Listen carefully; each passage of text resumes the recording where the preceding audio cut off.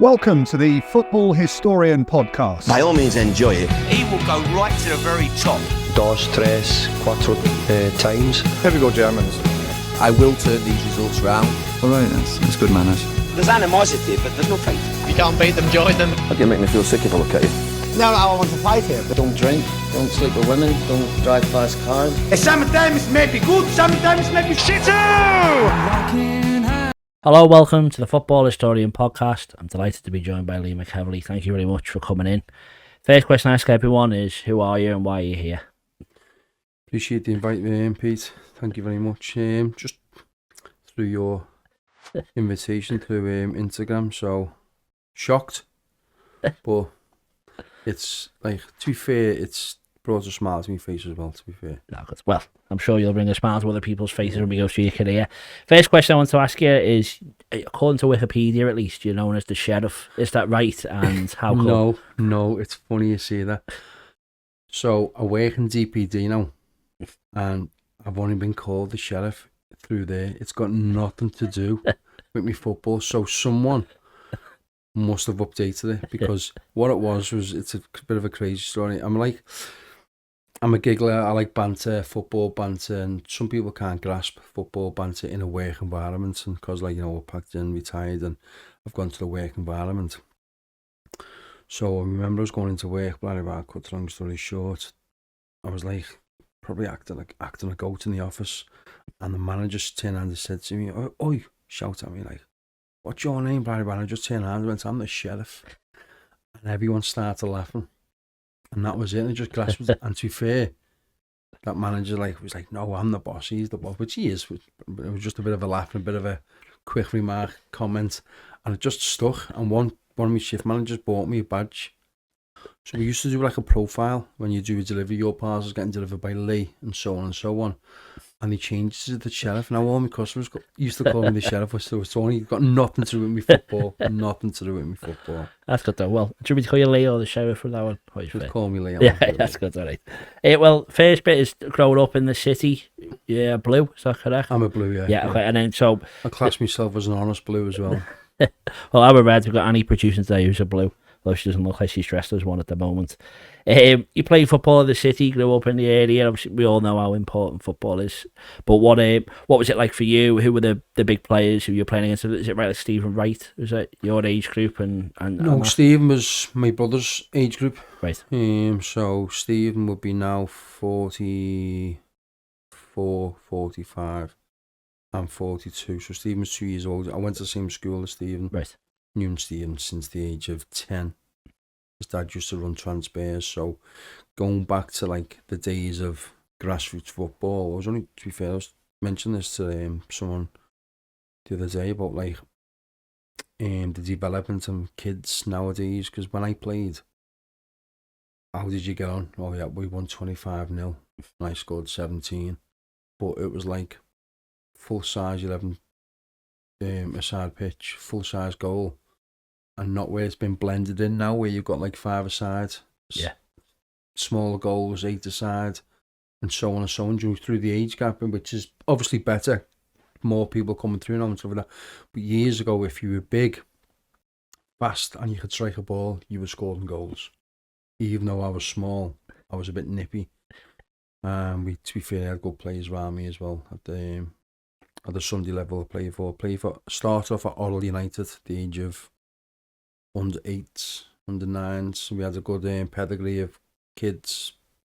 So back then it was centre of excellence. So virtually all the team was at Everton or Liverpool. So you could train on a Monday with Everton, Tuesday with Liverpool, and so on and so on. Not where now it's you're with them in the academy and that structure. So it's totally changed from then till now. Yeah, and then so yourself, you were the one scoring 17 goals a game.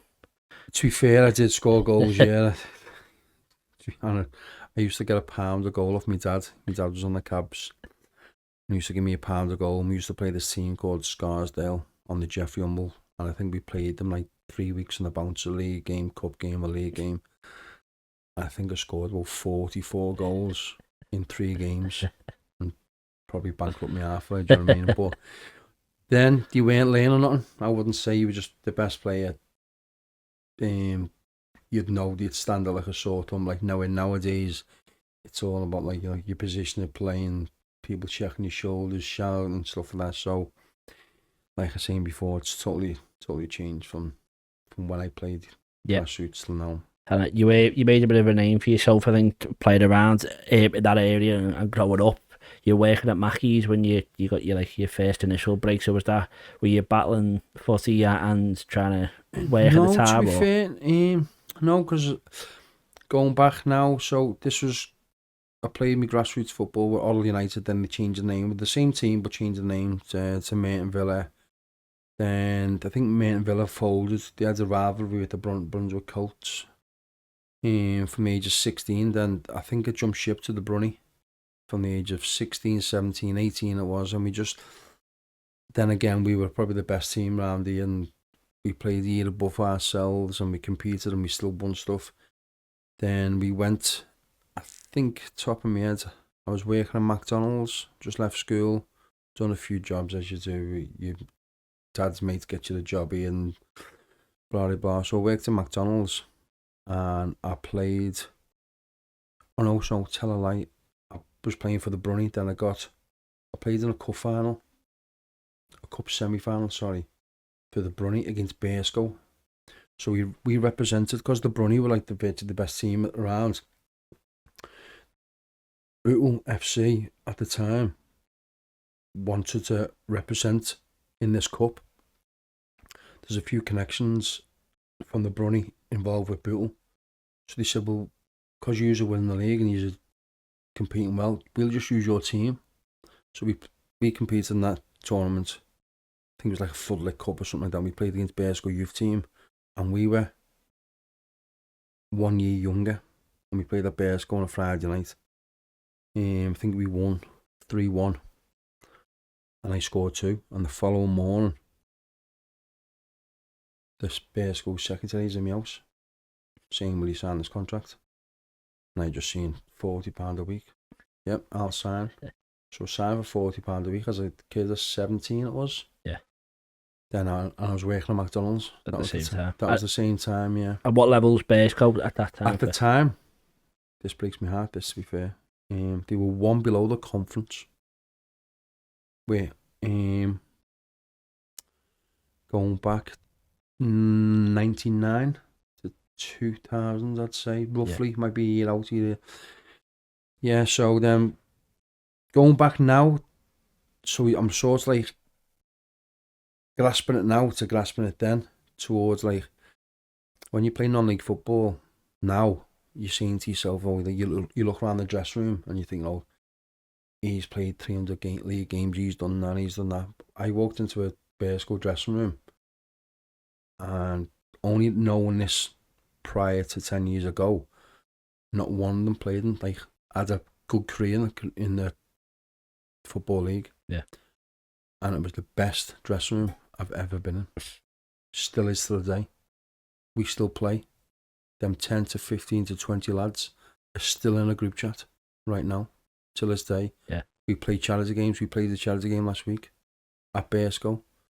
There's still the gang of lads, and just, you know, I want to say it, it's like they're down to earth. Everyone's on the same wavelength, and that was probably the part of the dressing room spirit. Yeah. I don't think it will ever be broken. I've been in some dressing rooms, individually players, team, but towards dressing room, I think that's the best one. Yeah. So and then, well, obviously you make the move. Then you said no one's made. Has got like a league background behind them or whatever. Did you feel like being at that team, it was inevitable you were going to go up, or were you always battling to stay in the league, or what? How was that team? No, it just, so I signed for Burscough. So then I played the following year. I played for Burscough against Bootle in the same cup. Yeah, was that 99? I think I've got down here. If that's something right. like that. Yeah. I might be a year out or something. So I played for Burscough against Brunny, my mates, and we won 2-0, and I scored them 2. So it was sort of like, you're the match winner. Sort of, yeah. But like, to be fair, I was playing against one of my best mates who grew up from the, you know, Jack Shelley and James Jones. So they also knew what I was about, but they could also not dish it out, but could play as well. It wasn't just all about me or anything. It was, we had a good team. We had a good like base towards. I always say this, and it's sometimes whether I'm knocking players or not, and I don't mean to knock them.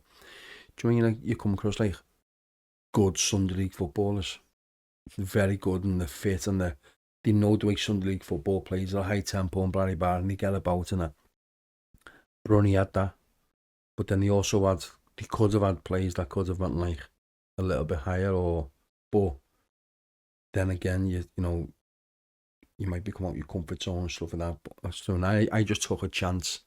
Probably the following day when Stan Strickland came to my house. Yeah. Said, sign this. Once I signed, I was like done and dusted, do you know what I mean? And so then I went to Burscough. We played in the youth team. Playing against Accrington Stanley, Marine youth teams, and still the goals kept on coming. Yeah, I think you've got quite an impressive record. To say 28 goals, 49 appearances. Which obviously, as a teenager playing in an adult standard. Yeah, that was my first year. So that was like, as I signed for the Burscough youth team, so prior to that season, I was in the youth team, but I was in and out the first team. But we always go this when we talk about this, year in, year out, month in, month out with the Burscough lads, about like the forwards that they had before me. I can name drop. I didn't play with these, but you sort of know the era of how good they were, and by you talking to me or by him talking to me, then you know he must have been good or blah blah blah. So I didn't play with him, but Robbie Cowley has also been mentioned. Mark Wilde, who played with 3 types of forwards. Ryan Lowe, who's made a massive career. Robbie Talbot, who's in the papers now as we speak. And myself. So Mark Wilde was the lad who never went higher, but he got Ryan a move, he got Talbot to move, and he got me a move. And he's one of them players that he takes the kicks for you. He's like, I used to call him the white Parlo one chop. You'll get the ball, he'll come, you'll have 4 or 5 ricochets come, and it'll be one-on-one with the keeper, and he'll just slot it. So they're the players you need around you. But yeah, go on the background. So Ryan got sold. Then Robbie came in. Then he got sold. So it was my time to like sort of like step up to the plate. Do you know what I mean? So the first year, when I started scoring the goals, I think I got all them before Christmas. I think I scored 3 hat-tricks on the bounce. And then the final one was like, I went on trial to Leeds, I went on trial to Cambridge, nothing come of it. Got offered a deal at Cambridge, turned it down because I didn't want to move away from home. I was a bit of a family man at the time with my mum and dad and that, going through some family problems. Then Rochdale came and it was only half an hour down the road. Yeah, and then is it right that your pre-match meal at this time was 20 chicken nuggets? Is that right as well? Well, I knew you were going to mention that. Yeah. To be fair, was that staff discount came into play there, or that was staff discount? Yeah, it was. So this story will always be told. This. So I don't know if you know the area where I live, Netherton. Yep. Yeah. So there's a pub called the Cabbage Pub. So I got selected to play for the first team, 17 years of age. Whether I was out the night before, I wouldn't know. Anyway, cut a long story short, it was like, you're meeting this lad called Andy McMullen, one of my close mates. So he said, just turn up. I couldn't drive and pick up. So anyway, this lad turns up with another lad in the passenger seat, Billy Knowles. They were both whiffing a Benson Hedges ciggy or a Lambert and Butler or whatever, and I was sitting in the back. I was a big lad. Not as a big am now, but sitting in the back. So we were just driving to Burscough. Just get past Stuart Challenge, and I just said to him, first time I've spoken to him, blah, blah, I said, do us a favour, lads. What's I said, I've had nothing to eat. Just nip into McDonald's for us, my work. I said, what? I said, yeah, it's quicker. And just got 20 nuggets in a drive-through and drove to Burscough. They asked for one, and they never got one. Simple as that. And 20 nuggets, and that was it. It's a bit of a laugh and a joke. because like obviously I worked there, then my surname's Mac, and it blends in together and stuff like that, and it just clicks, and we laugh about it now, and we still do. And you went to score goals. Score goals, and that was it. Yes, that's all right, isn't it? Yeah. Nuggets and goals, that's all you need. So obviously you say there, you had a trial at Leeds, nearly went to Cambridge. Leeds obviously a massive club. Cambridge obviously a big club as well from where you were. Any regrets on not making those moves, or no, obviously say your family regrets, situation? To be fair, I can turn around and say to you now, like I still have flashbacks of like the manager pulled me in the dressing room. We played Charlton away in a trial, and there was a couple of lads that I know that were there. Johnston, his name, he used to play for Darlington. Anyway, barely were. And to be fair, no excuse, not like that. I wasn't well, but then like, so trial went fine. Scored a game in the in-house game, and then we played the Charlton the weekend. And I wasn't well. Anyway, and I actually thought I'd done well, so I thought, got a chance here. Actually got a chance. What's that? What league are they in at that time as well? Sorry. Yeah. Well, I think they're in the Premier League because they wore that kit. I'm very good, like Stato with me football. Packard Bell, Puma. Yeah. You know the sky blue kit they had. So I'm talking about the plays they would have had there. Your Batty, your Harlands. I remember the Packard Bell. That's like sponsors. Yeah. So they had the Puma. One of my close mates was there as a white tee, but didn't make the grade and stuff like that. But he was there. I think he might have been just released. I'm not too sure. Anyway, so that was the era where it was, I think it might have been 99 or 2000. And anyway, nothing come of it. So then I went to Cambridge maybe months later, out the way, under John Beck. Yeah. And I remember just driving up there at the time. Someone gave me a lift and playing with. They were in League One. They had like Dave Kitts and remember Perez, the goalkeeper for Sunderland, long hair. Was he there then? The left-footed fella, the one who Cantona dinked. Oh yeah. He was the keeper. So like they had like loads of plays. Ashby, just I'm probably name dropping now. That not probably established. Dale Dublin went there. Was that Dale Dublin had a career there and stuff like that. Dave Kitson was probably. He was like a mad manager. I've done a thing where like he was like pull it in the channel balls and like doing stuff like that. I remember doing a training and very bad anyway. That young lad golden shower. What? And young lad gets a golden shower. It's like, what do you mean? When everyone pisses on you in the shower? I'm like, can you swear on you, by the way? Yes. Sorry. So it's like, taking the piss on you. So no one pissing on me. Anyway, blah, blah. So then, as I'm there, you hear like loads of like stories of what he's like and blah, blah, blah. And he's like, oh, what's he like? He gets a centre forward to run channels and all that. Then you did. Years ago you did. Yeah. Now it's a bit more centre forward, staying in the inside box, you work the lines, play on people's shoulders and stuff like that. And I remember speaking to someone, he turned around and said, Barry Barrett, and he just like, he doesn't cut the grass in the corners, and he sands them and waters them, so he knows when his fullbacks whips it down a channel ball, the defender will think, oh, that's run out there, but it hasn't. Centre forward knows it slows down, so always run to the end. And I was like, wow. He was proper old school. Yeah. Anyway, goes in the office, he went, big man, Barry Barrett, he went, we're going to offer you something. So I said, okay, yeah. So I rung up my mum. And Barry Barrett said, they're going to offer me something. I said, but mum, I don't like it. And I broke down in tears. I remember because I played for Cambridge 10 years further down my career.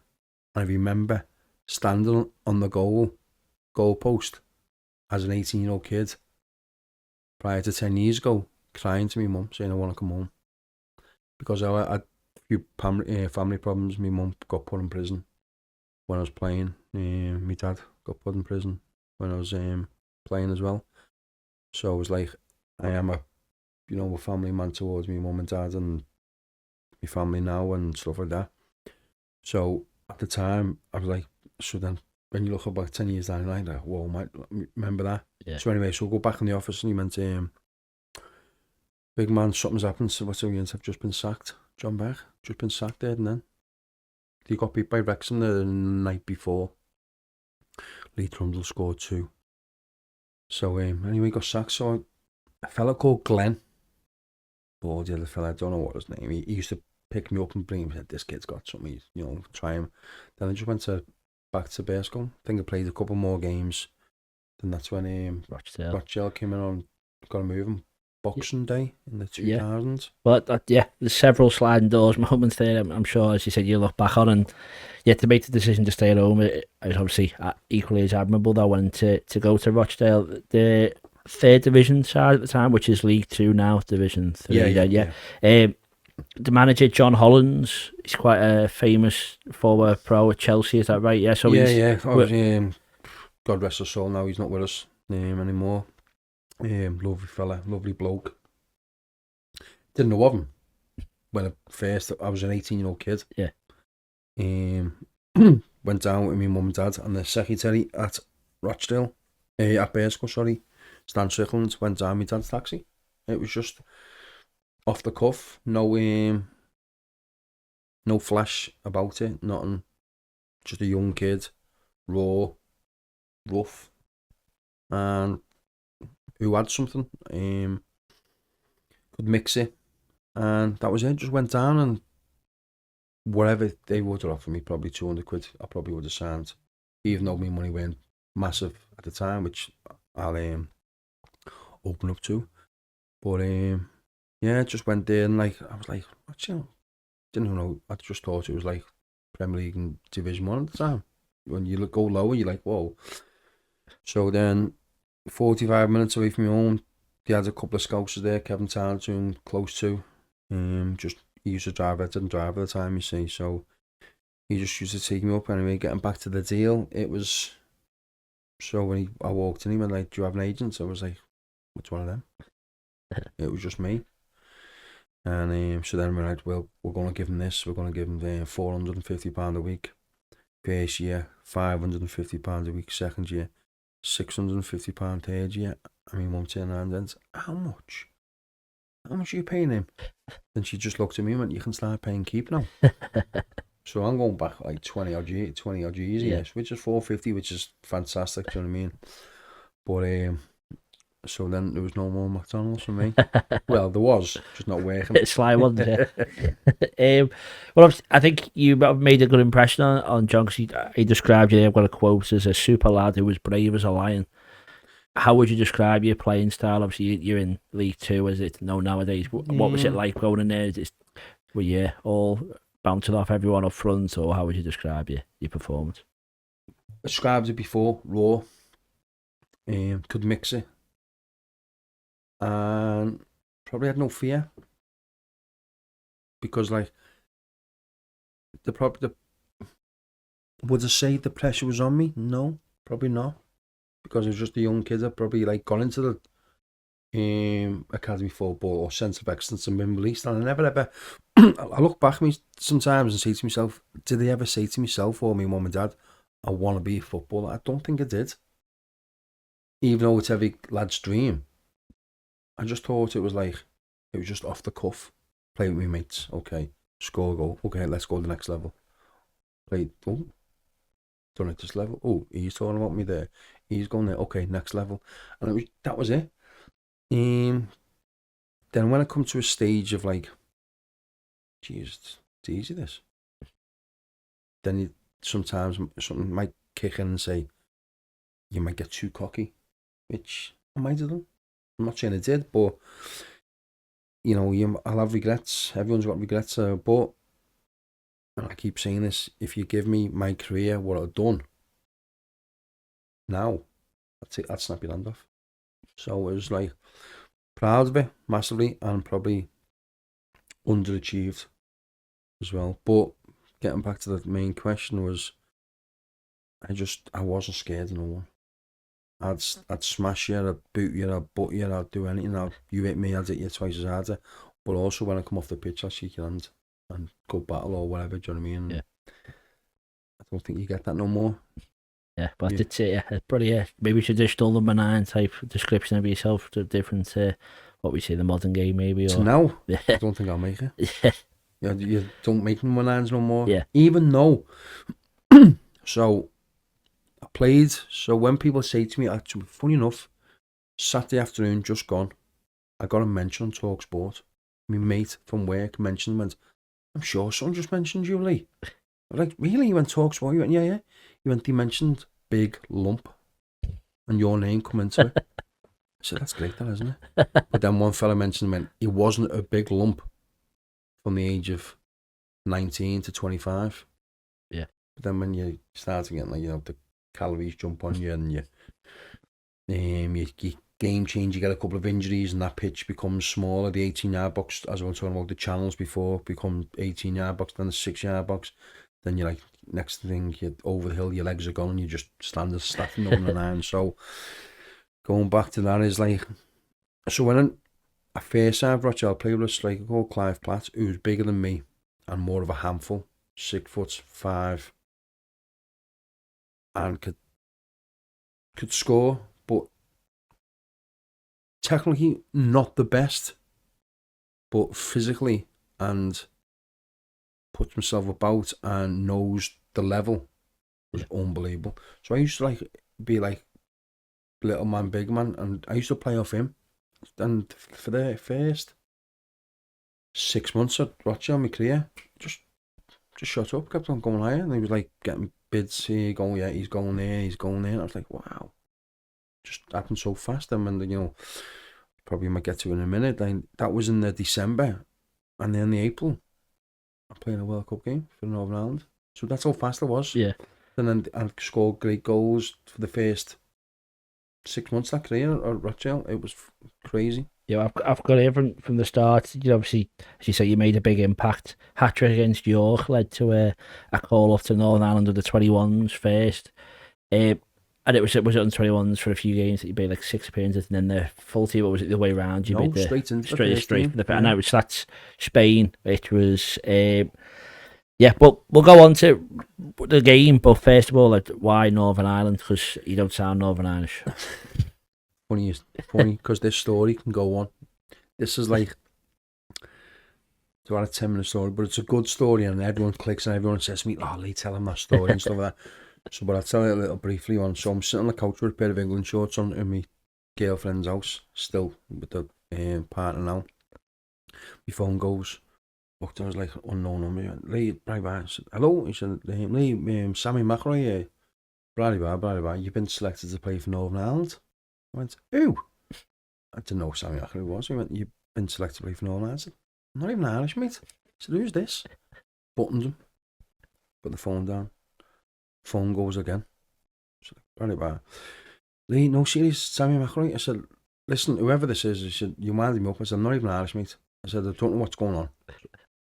Buttons him again and turned my phone off.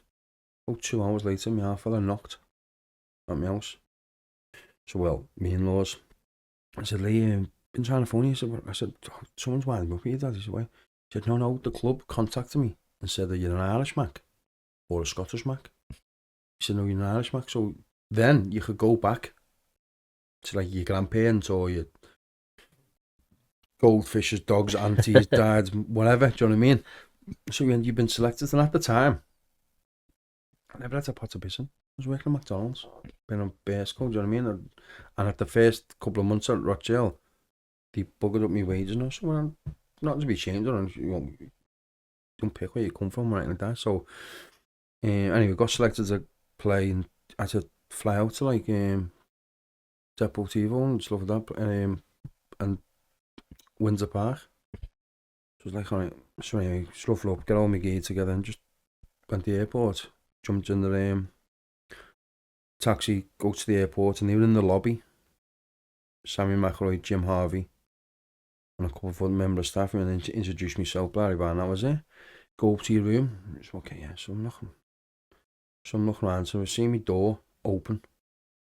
Got walked in. See the big man in the room with Keith Gillespie. I was like, must be a millionaire, him. Plays in Man United, must be. I'm like, and you're with me? So anyway, goes in, put myself in, the room's open. I heard loads of noise, so he went, go and introduce yourself to the lads. I was shy kid as well, because I was a bit nervous at the time, because everything happened so fast, but I also, was probably saying, was a shy, but I'd speak to anyone. Anyway, so I introduced myself. There was like Damien Johnson, Steve Lomas, Roy Carroll, David Healy, Michael Hughes, George McCarthy, Aaron Hughes, all playing cards. And as I looked over, so prior to this, I scraped to get into Northern Ireland, got some money off my mum and dad, and I just had 500 quid to take that out, whatever. So I goes there anyway, getting back to introduce myself. I said, listen lads, I'm Lee, blah, blah. I said, Keith, I'm in your room. Yeah, big man, up yourself, do what you want. So I went back to my room. I just had a DVD player, put a DVD on, that was it. So I went back to my room, put all my stuff in, went in the bathroom, and there was 6 cans of Heldenbrough Super in the sink. And I was like, wow. So anyway, they're all playing cards, so I'm coming in, set myself up, DVD player, that was it, just lying in bed watching a DVD. Must have nodded off. Just heard this bang. Like a door open up, virtually come off its hinges. I jumped up and shit myself. I was like, what? Keith sitting on the end of the bed, went, big man. I've just lost 24 grand. And I'm like, fuck off. I'm like sitting there like, please don't ask me for me 5 ton. Please. I'm like, oh no, I'm on eggshells shaking like a shitting dog. I'm like, oh no. So next minute, so I'm sitting there just trying to nose off again. Then just hear, just the cans of Heldenbrough Super getting swigged. I was like, no. Thought this was meant to be like decent, this international thing. So anyway, doze off, follow morning, gets up, goes to the bathroom, swell my face, Bradley bar, go down for breakfast. You have an itinerary where what you do, your breakfast, Bradley bar, training. I'm just kicking cans of Heldenbrough Super around the room. Big man. Yes. Tell the gaffer won't be training today, mate. Oh, go down the lobby, go for breakfast. So the gaffer, I said, Keith said he won't be training. That was it, because I knew what, if you miss training, I knew there's a bit of a punishment or anything like that. So I went to the line-up, me breakfast. Gaffer come over my shoulder, pulled me in. He went, big man. He went, did he have any cans in the sink? And just looked at him and went, I don't know. And that was it. Prior to that, then the game was a bit of a shock. Result was easy for them, but going back to memories, no one can take that away from me. Yeah. Not near one person. So I was never going to play for England. It was just, it happened there. Happened so fast. Why not? So you're a Northern Ireland fan now then? Have you changed your allegiances? No. Well, I am after that appointment, even though not a good friend of mine, but a lad I used to play with, Anthony Barry. Yeah. He's just been, which assistant, so he's been selected, which he's going down the right path. Massive respect for him for what he's doing, and onwards and upwards for the lads. So towards that appointments at German, not a fan. It's a weird one. I always just think if you're Spanish and you can only play for Spain, you can only play for Spain. So why isn't that the rule for the managers? That's my opinion. But going back, if you're an Englishman, who would take that job? Yeah. If you lose one game, you don't know. Southgate's makes a rod for his own back. I think he was so negative because for the plays you've got there, you should be jello. But then I have seen some Jamie Gallagher put his team up the other day. I disagree with that. Colwell and Gordon, and so it's. But then again, it's football. It's impossible job. It's all about opinions. So they know more than me and anything like that. But it's a tough one because we have so many talented players and we just cannot get over the final hurdle, can we? So it's a for the rival we have of, if you're an Englishman, which we are, international football, our rivals are Germany and Argentina, I would say. Yeah. And we just appointed us, so it is what it is. Well, we'll just go quickly back to that Spain game. Some of the players you played against, Iker Casillas in the squad, I think came on, Carlos Puyol, Mendieta, Raúl Morientes, there's some really, really, really big names. As you say, not long ago, you're pulling up at Mackey's getting 20 chicken nuggets on the way to a match, and then suddenly you're playing against Champions League winners, World Cup winners in the future. Could you tell that they were, no offence, a lot better than you were? Because was that really obvious? Massively, you know what I mean? So, like, at that time, I was probably still playing FIFA, or probably back then. Don't mind me. Peter, how old are you? 29. 20. So you won't remember Sensible Soccer. I've heard of it, I haven't played Sensible Soccer was a legendary game, or Chapman. Yeah. So back then, I remember sitting on the bench and Mendieta went past me and I just went, wow, I've just bought him on Sensible Soccer, or I've just bought him on Chapman. When he was at Valencia or something like that, I was like, wow, and here's me playing with him, do you know what I mean? Like I've said, I can take it to my grave. No one can say that, even whether I deserve to be there or not, whether I'm a one-cat wonder or not. I am. But I played for the 21s a few games and ended up captain for them. But that memory, international, no one can take that away from me. Yeah. So I even know the team sheet off by heart, and I even know like 5-0 Casillas' Iker Canaradas, it was. Yeah. The blonde-haired fella in goal, sitting on the goal post, as if like we never even had a shot on goal. That was the phase of like, funny this, my mate Billy Knowles, I remember Billy Knowles texting me the next day. I think Northern Ireland went through a phase of like so many minutes without a goal, and it come up like David Healy, 19 games, no goals, 20 shots in 19, whatever, and 8 plays.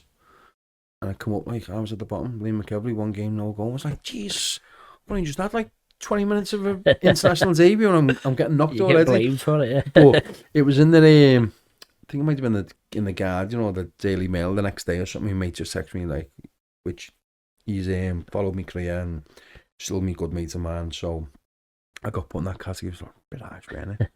But yeah, that team was different gravy, you know. Ral was getting off the keeper, off the back four, doing 1-2s, going through our defence like a hot knife through butter. But like, I got the ball. Remember one time I was like, shit, what do we do here? And I just ran up Puyol, put it through his legs. I never got the other side. Like, he just showed it by me, and I was like, wow, just hit a brick wall. Even though I was a physical, then they were you know, a nuke physique then. So.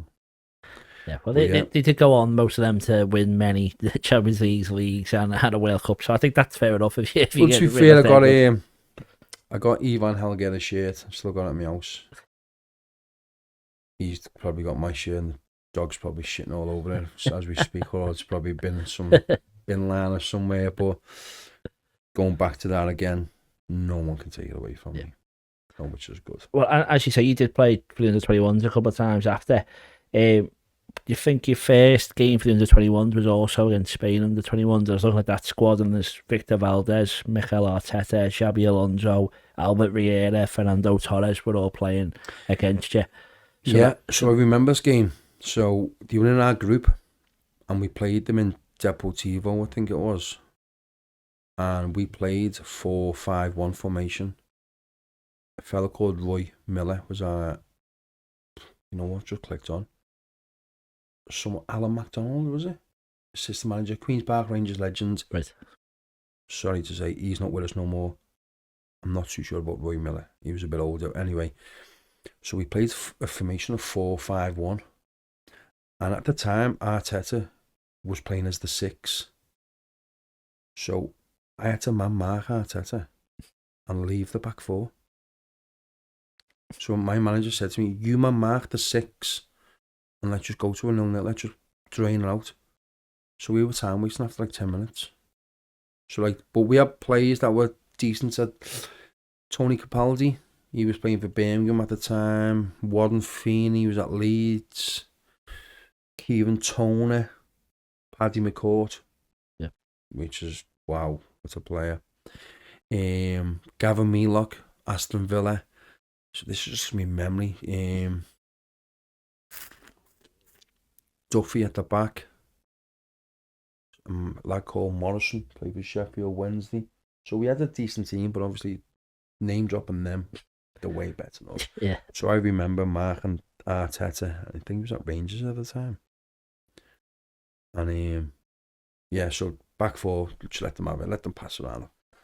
And we got beat 1-0 and we conceded the 94th minute. Oh. We were unbelievable. Let the back four have it. So really, take the back four out of it. It was just 6v10. Because you just keep the ball. Yeah. So I was our target man. But Mark and number 6. So it was a bit of a strange one. But well, it's better than losing like he did against the you gotta have different tactics. There's another little cheeky memory that I'll always make. But yeah, they were I think they still are now technical. They must do something over there. It's a different breed, aren't they? Yeah, The players they bring through, and so such a Spanish connection for your international career. And then obviously we'll finish on Northern Ireland and we'll have a quick break. But as you said, you were captain against Armenia in under 21s as well. So what was that like? Obviously to be given the call up is great. Obviously, I'm sure the senior call up was the main one, but to be wearing the captain's armband at an international level must be quite an honour. It was quite surprising at the time as well, because like, I know what I'm going to say, and it might sound weird. I was the only Scouser. I know what, but I remember my mate saying to me, Paddy McCall, was like, how the fuck's he captain? He's not even Irish. And he's captain us, and they were like, so at the time, what we used to do at the we used to go to our training base, and just say, for instance, we played on the Friday night. All the lads will like go home Friday night, and I will have a drink in a hotel and go home Friday night after the game. Well, I couldn't, so I had to stay in the hotel again Friday night and go home Saturday my next, because obviously I was from Liverpool and stuff like that. Yeah. So it was a bit of a tough one, and I never brought no family over or anything like that. So when I got selected to be captain, I think I was mainly captain because of the presence. Captain's always presence, and probably not a bully, but I used to butt people about, do you know what I mean, and stuff like that. So it was like big target man up front, and we, to be fair, we competed at that level as well, that standard.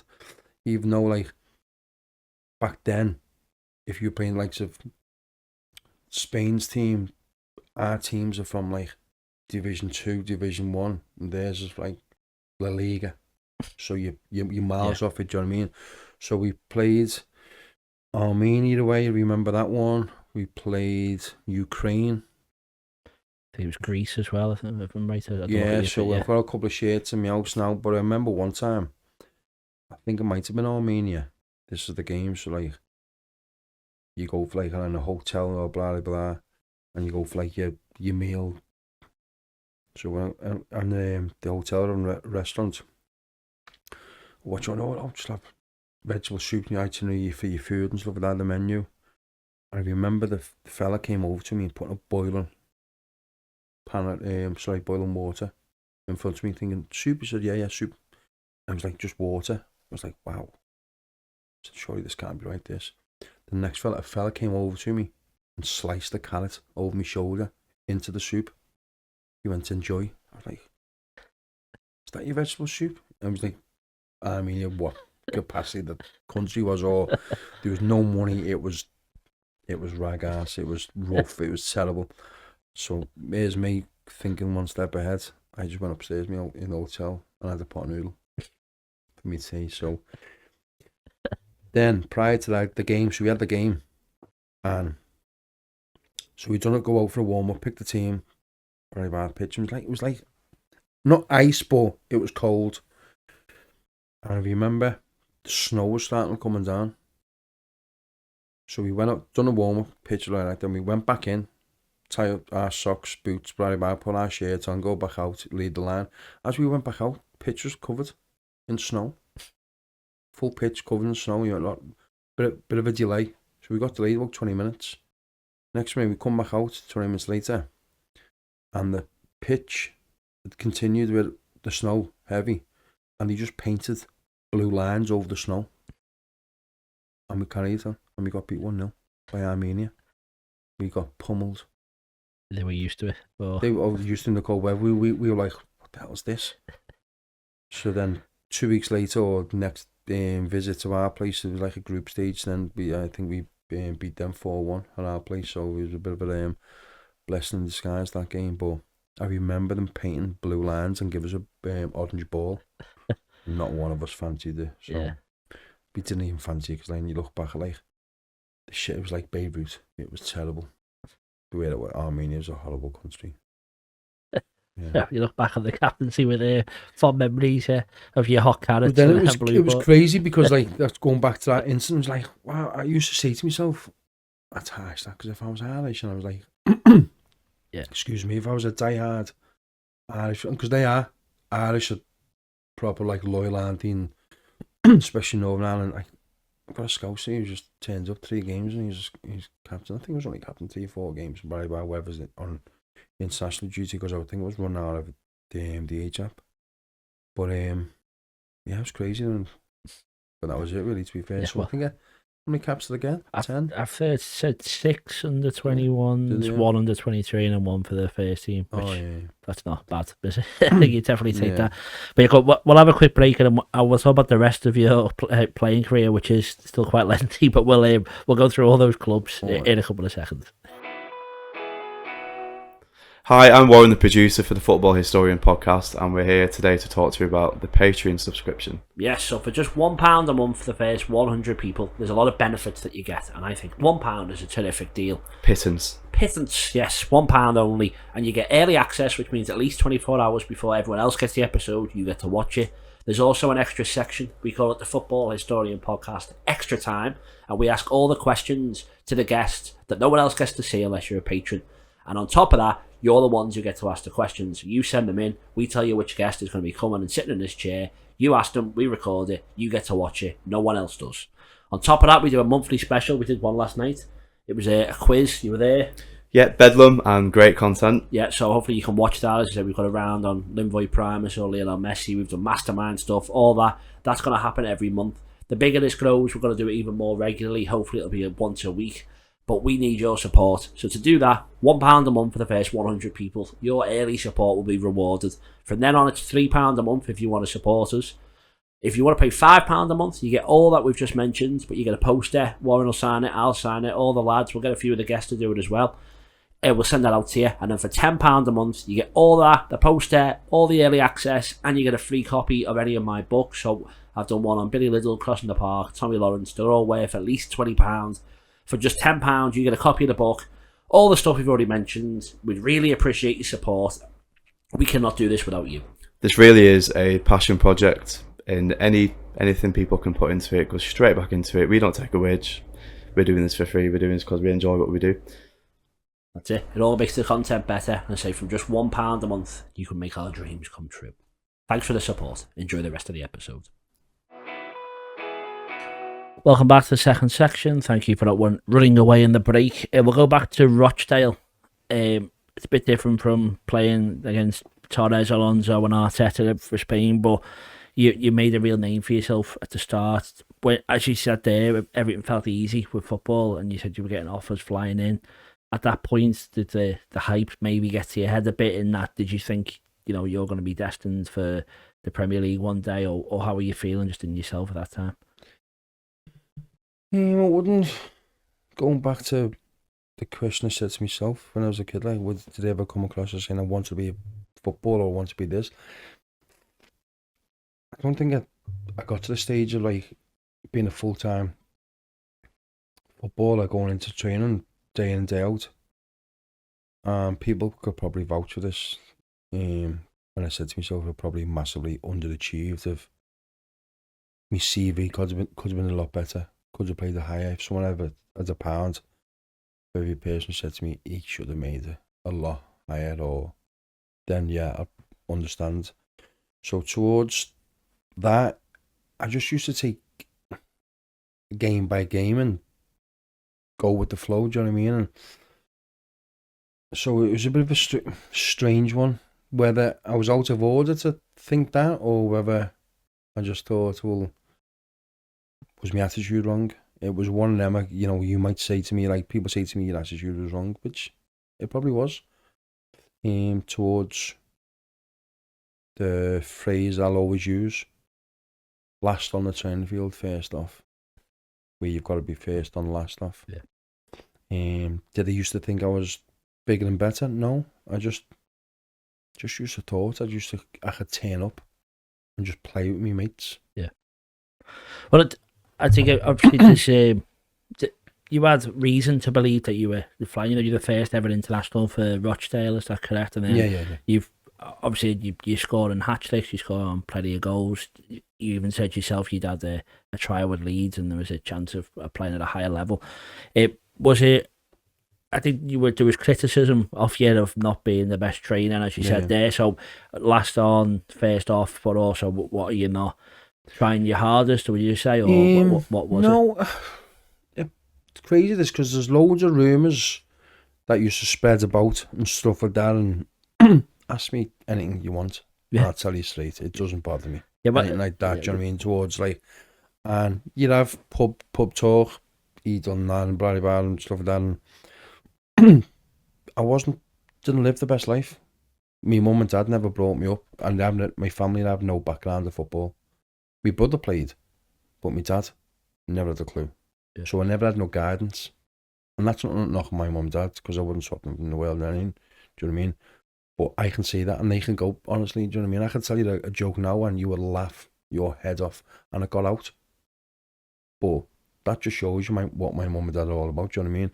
So towards like that, yeah, probably myself to blame, but not that I never trained or never pushed myself, but just like pre-season at the time was like sports science was probably just coming in the game. Like getting weighed. I remember jumping on the scales at Wrexham. I just finished playing for Accrington.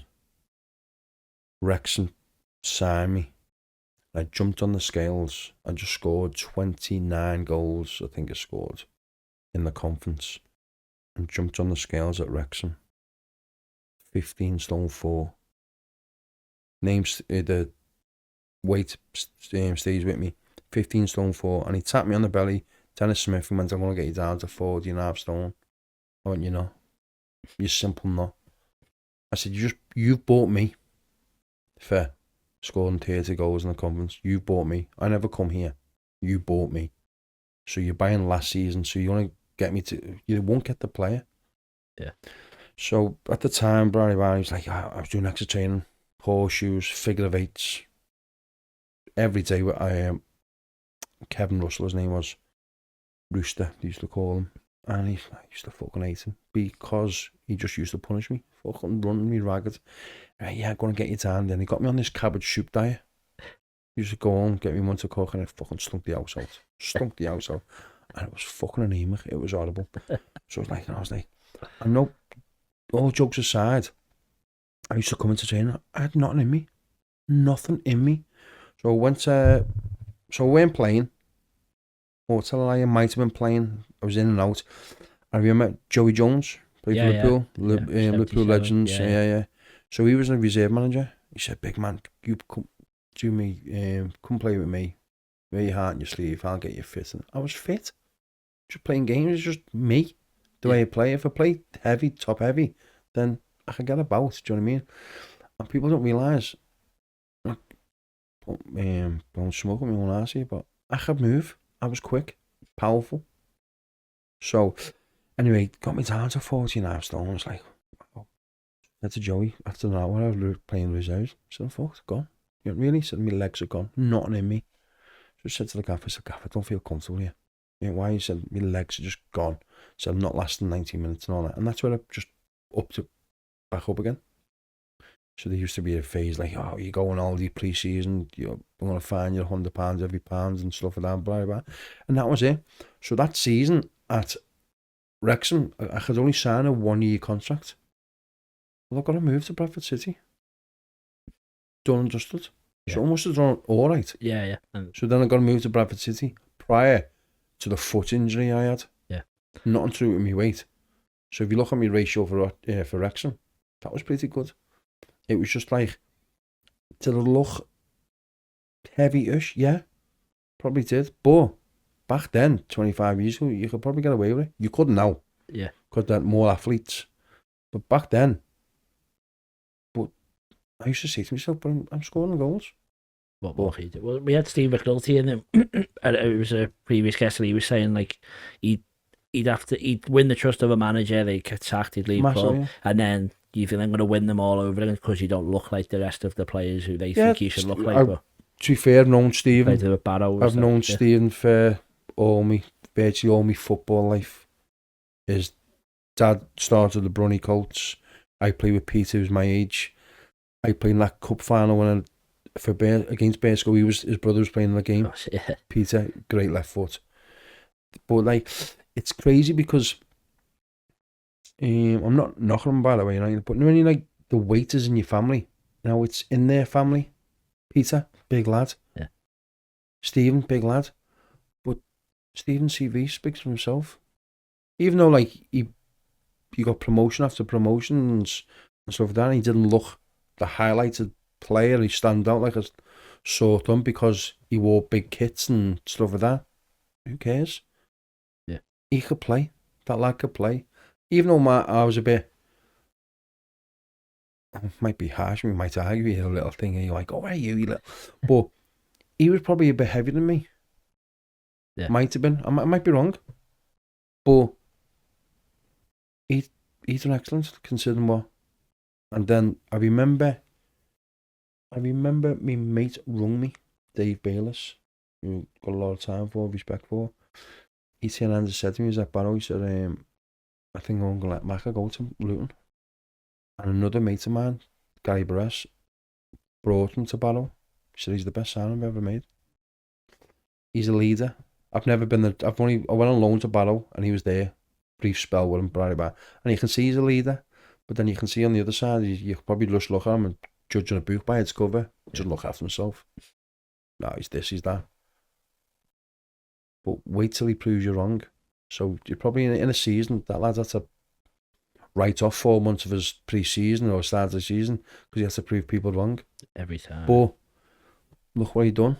Yeah. Well, as you said, I think there was the managerial change at Rochdale when you were first there, and then that's when you get told you weren't fit enough. You move to Wrexham, that's when you get told you need to improve your fitness. So, like, I think, with Steve McNulty, going back to him, he had, like, Mickey Mellon, who kept dragging him in wherever he went. You kept going back to the same clubs in Rochdale, and especially, obviously, your main club. Do you think that was also part of it? Accrington Stanley as well, with John Coleman, was it that you had certain managers who trusted you, and then maybe you'd impress or move on and then have to go back a step every time? Was it always trying to reprove yourself, or was that not? To be fair, I only ever fell out with one manager, maybe two.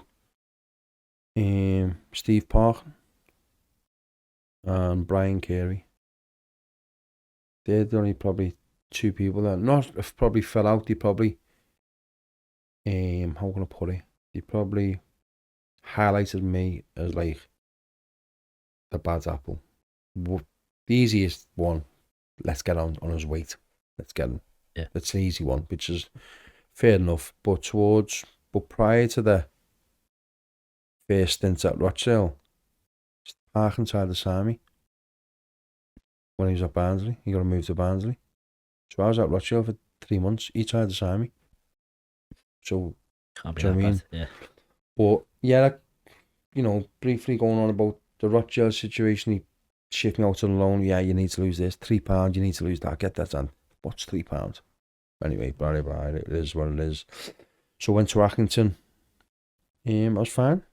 But went to a conference, played in the conference with them. I played more of a wide right.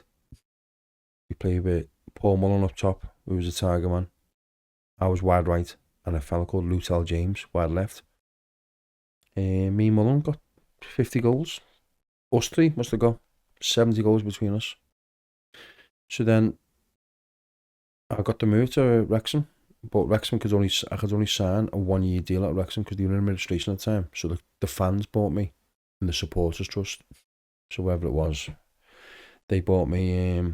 So I could only sign a 1 year. So as I signed the 1 year contract, it was coming to the end in my contract.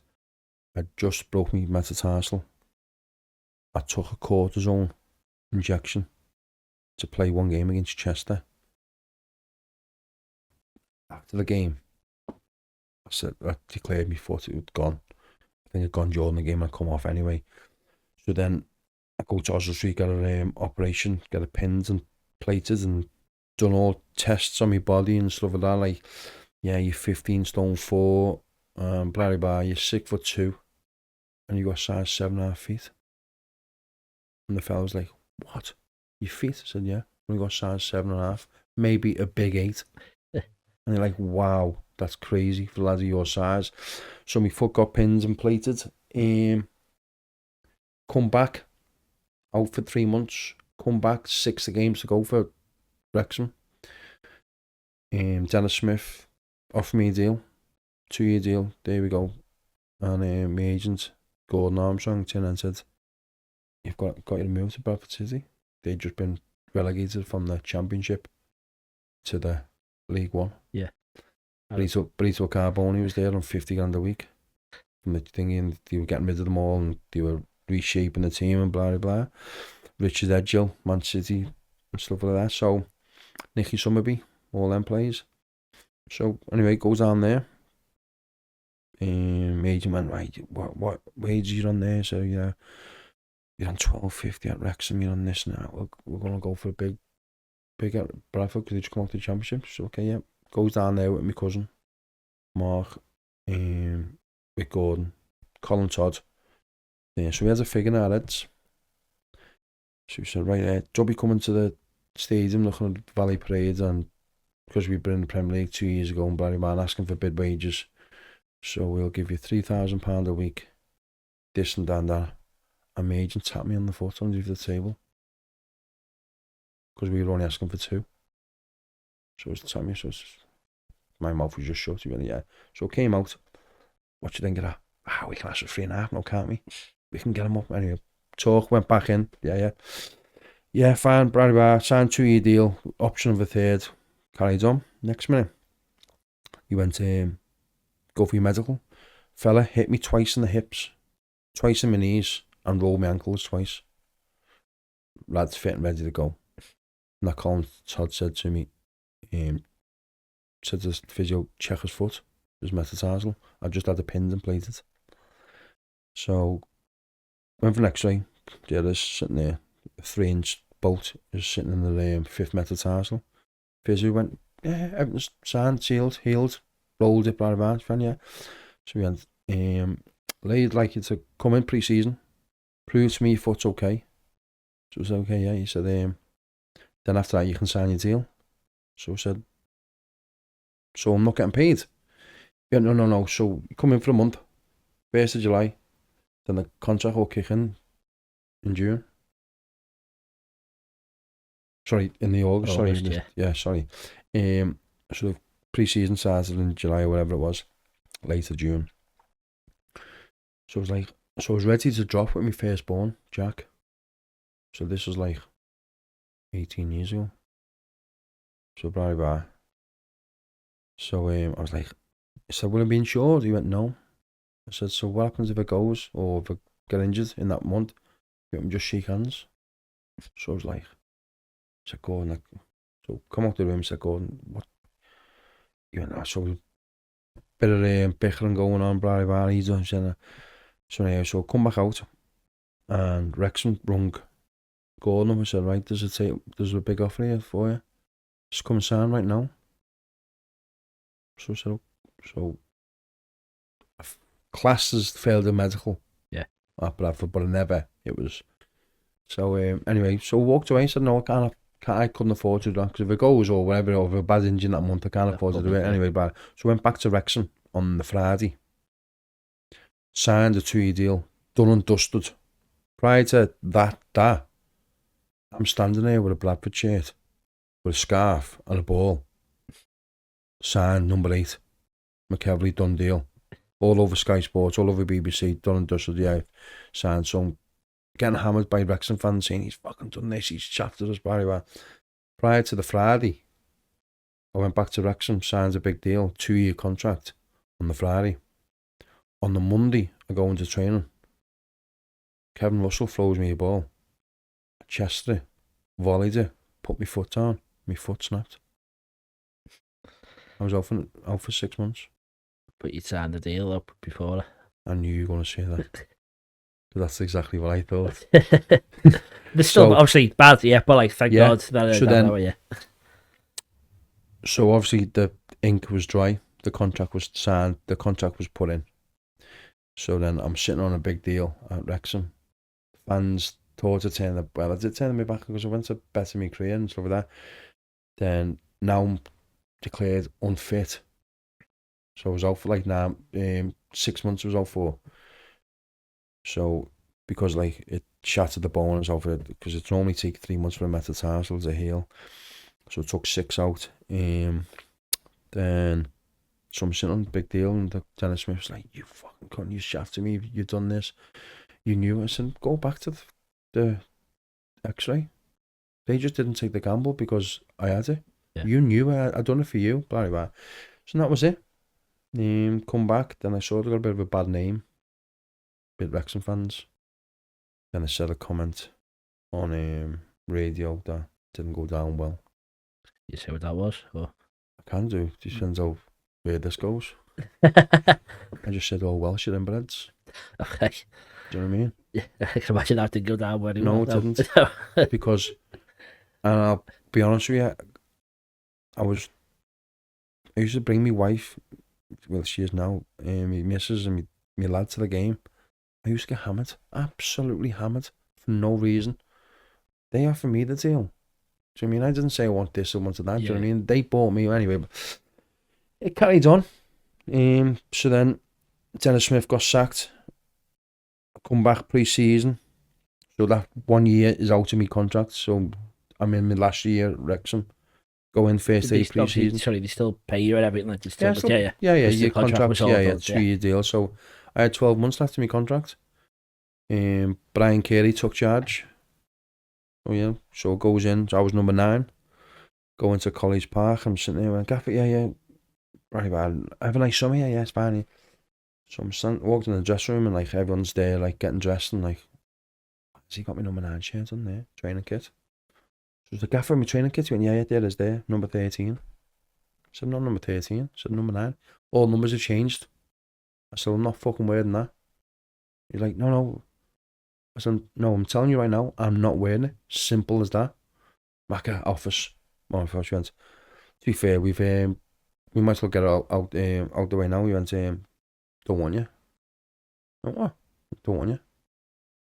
He went, "So you can go if you want." So I said, "All right." I said, "Well, to be fair, I'm up there with the top earner. I've got 12 months left of my contract. Make me an offer." And he offered me 7 grand. I just laughed at him. I went, "Really?" So I said, "Okay." So carried on training. Bought a number 13. I don't think I wore it. I think I might have just bought a plain one anyway. So then go and train with the kids. So train with Joey Jones and all that. So he just used to beat all of his sessions, balls away, cones, just wreck a session. Just trash throw. Yeah. So he had gone a bit, and because he was unfair, treated me a bit shitty, but I get it towards it. But I never done nothing wrong or anything. That was the first day of pre-season. At least give me a chance. Yeah. So it was just one of them towards. I think he's seen his ass towards like he wanted the fans on his side, which is fair enough, and the fans didn't like me. And that was it. So we were playing, table tennis. I was coming in with an offer. He was coming back on an offer. He go, "I want you out to go on there." "No, I'm not going. I'm staying. Have a week off." "I'll have a week off and come back and find you." I'm like. So it was just like game of cat and mouse, whoever break first. So I just said there was a fella called Ned Dickens, I think it was the owner. And I just said, "Okay, well, if I miss you out, whatever I get off the chairman, it's got nothing to do with you. You want me out?" He went, yeah. So I said, "If I get as much money as I can off him, it's got nothing to do with you. You want me out?" He went, yeah. So fair enough. So I just went to the chairman, done a deal, chairman. Got me miss. I couldn't drive, got me missus a car. Got me missus a red Corsa because he used to own the car sales around the corner. Got a deal. That was on the Monday, and I went back to Accrington on the Friday. And took a little pay cut, but that was it. And people say to me like, "Yeah, Wrexham here," but it was good. Club is where it is now. That's where it should be. Yeah. I was playing for them and actually it's probably the same level, League 1, League 2. Yeah. We had like Darren Ferguson, massive influence on the team back then. We had this fella called striker, Juan Ugarte. I didn't play with him, they played with him, but then I remember watching him and the goals he used to score and stuff like that. So it was like, they had good players that had good CVs at that level and stuff like that, and good like... Was John Walters there then? Was that John right? Walters. Yeah. Well, funny you say that, because me and John was in the same season. John got released, and I got offered that 2-year deal. Then John went to Chester. So it was like a bit of a strange one. John's the fittest footballer I know. That lad could run. And that's probably the prime example I was saying to you before about being last on, first off. Yeah. That man, he could gallop. Used to go through phases of like, couldn't score like every centre forward does. And he'd probably tell you, was I better than him? Probably. I reckon I could have been. But then he'd probably say it was a bit 50-50, whether we could go either way, and it's all about opinions. I get that. But he was a machine. He was determined, and his attitude was spot on. So credit where it's due. He's had his career where it's gone up and up and up. So yeah, so that was it. He went to Chester. So going back to myself at Wrexham, so that was it. Then I just went to Accrington. I had a spell at Accrington. Then went from loan to Cambridge. Then another spell at Rochdale. That was a bit of a yo-yo at Rochdale. Yeah, so it was 3 separate spells you had at Rochdale, including loans and that.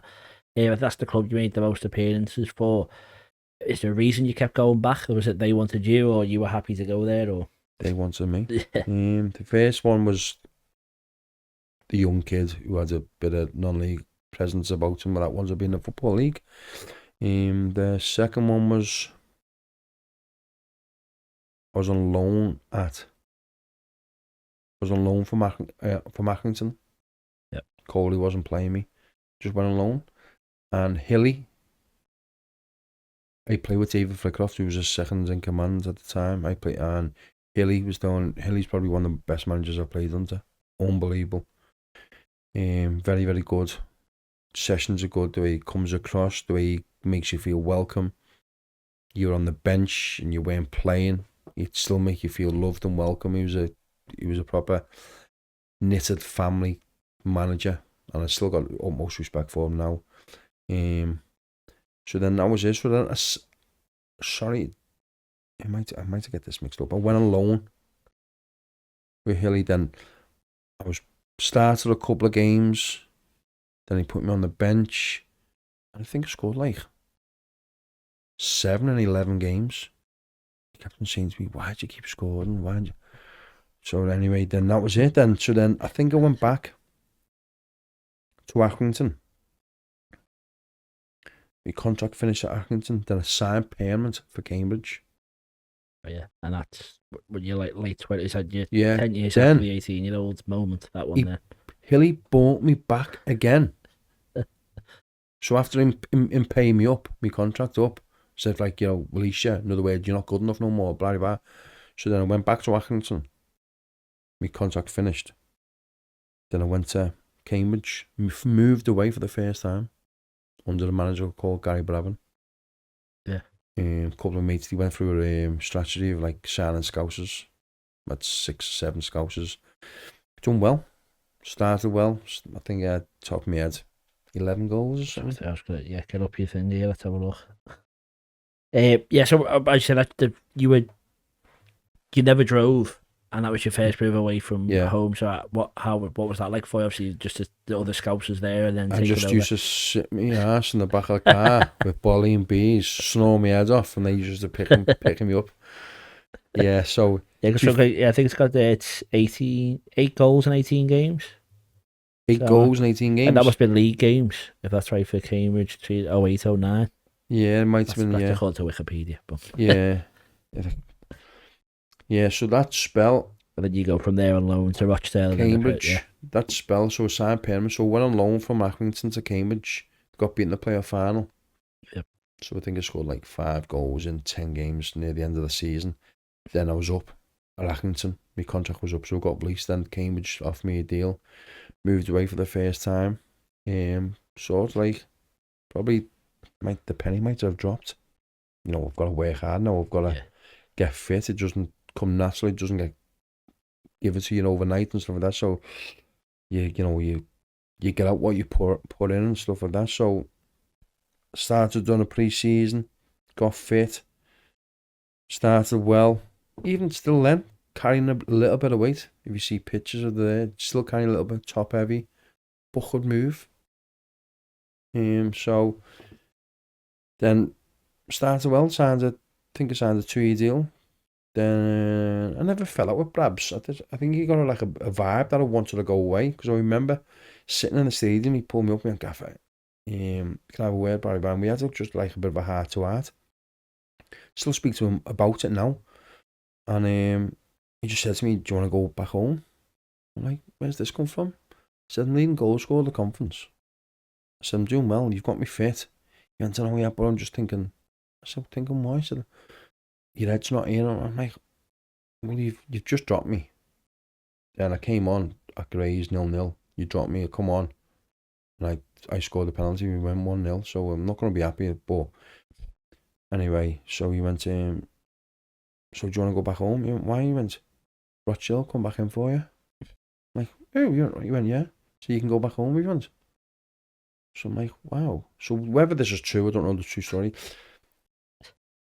I think they just took over my contract, so he virtually released me on a free. So I'm like, how are you releasing your top goal scorer? Yeah. In the conference, leading goals from the league. I'm like, crazy that. And what division? Rochdale in the League 2. So he's letting you go basically on a going free. back up, yeah. Yeah. So I'm like, crazy that. So the club who've already said you're not going up and got rid of you. Well, sort of like, so Hilly brought me back. So the first thing I said to Hilly was like, "What are you doing bringing me back?" He went, "I love you around the dressing room. I love you in training." He said, "You're not going to play." He said, "You're not going to start." He had Adam Lafondre, Chris Dagenham, Glenn Murray, and myself. He said, "I love you. You're banter around the dressing room." And said, "You look good with the lads, Barry Bar.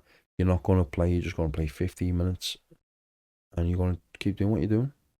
Sound. So he gave me, I think he took over my contract, so I had 2 years. It was fine. That was no problem. So I've done that. But every time he kept putting me on, I kept on scoring. On that second spell, I was like crazy. So we robbed him away, scored. He went, "Look at your ratio. The last 7 games, scored 4 goals off the bench." So anyway. So like 15 minutes a game as well. Yeah, Like you so, but then like when I started the game, I wouldn't score. So I was like, you know what I mean? So it was one of them.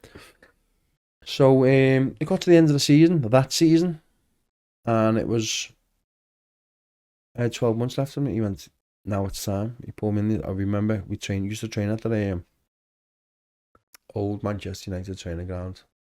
Not the Cliff. Oh, that's all I've got is the Cliff, yeah. Not the Cliff. The other one.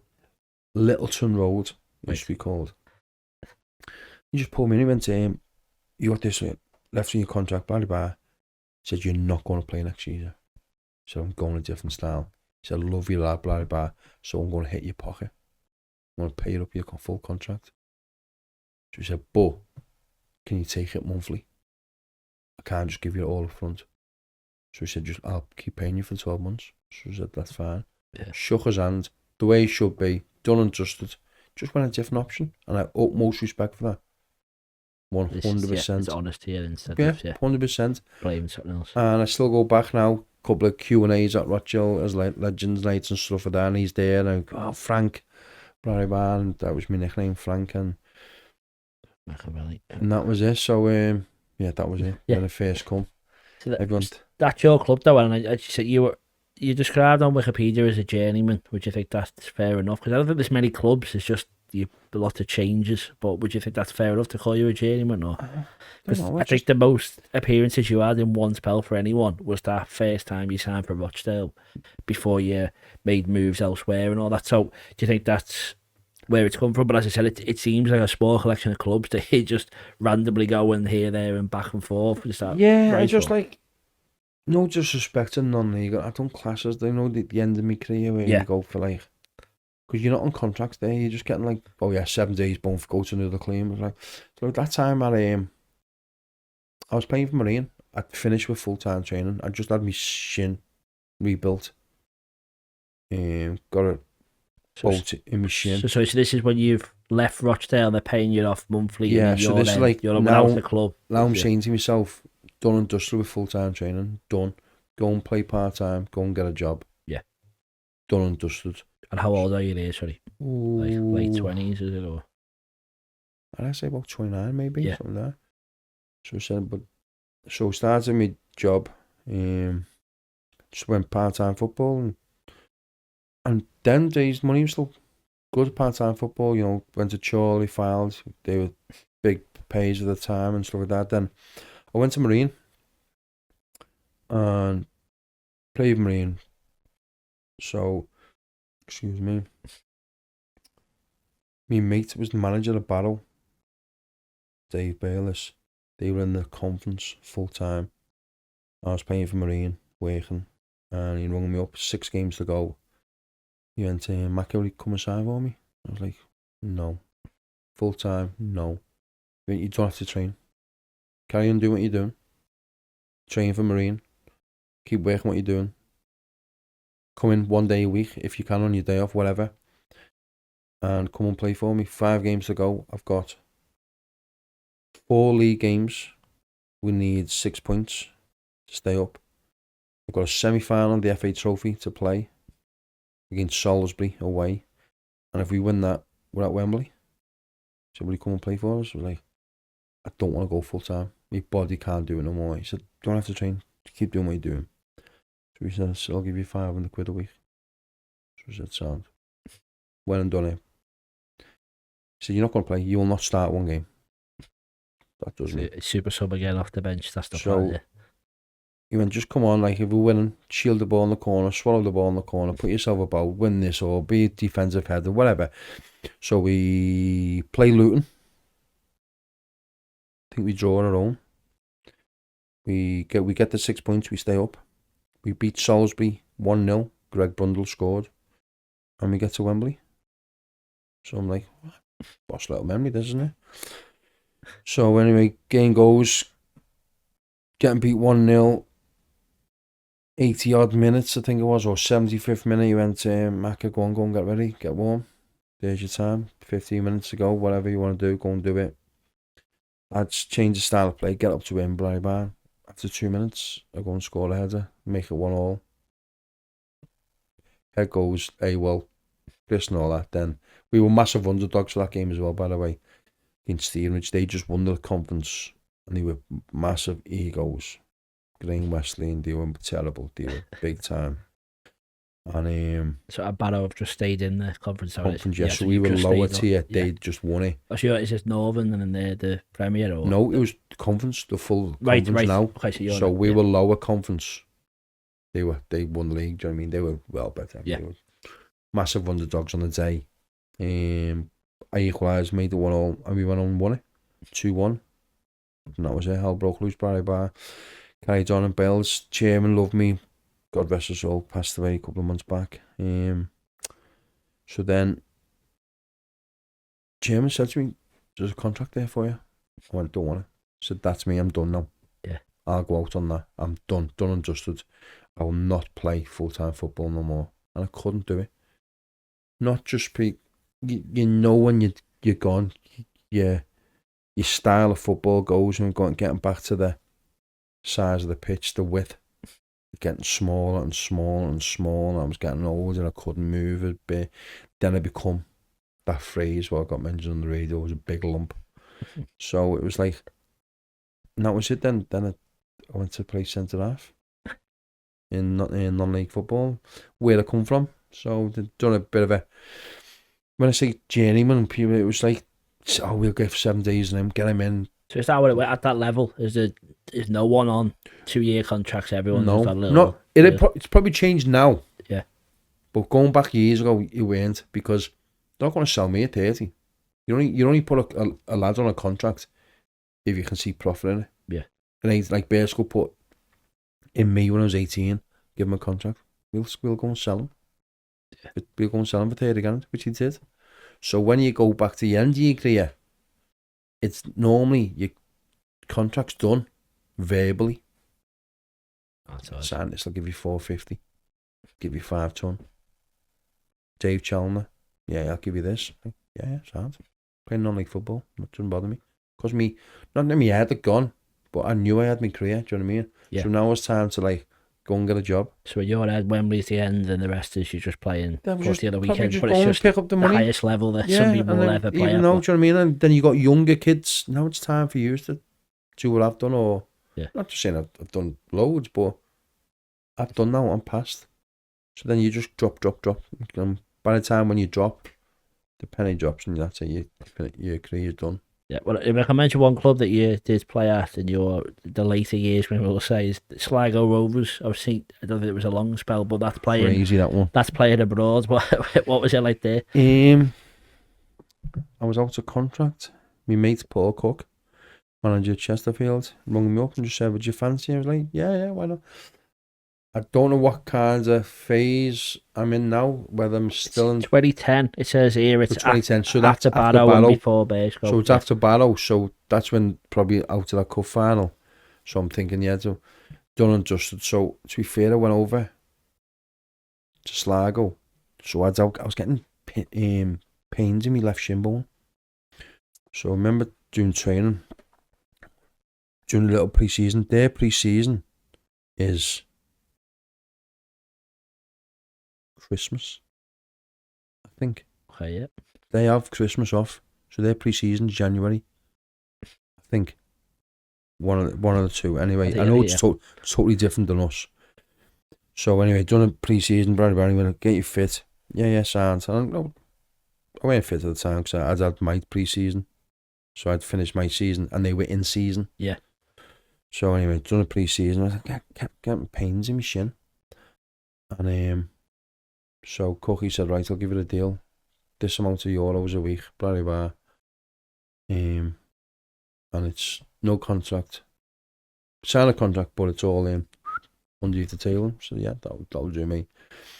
Goes there, done a pre-season, 4 to 6 weeks. Bat on, next minute. Started getting pains in my shin. I was like, oh.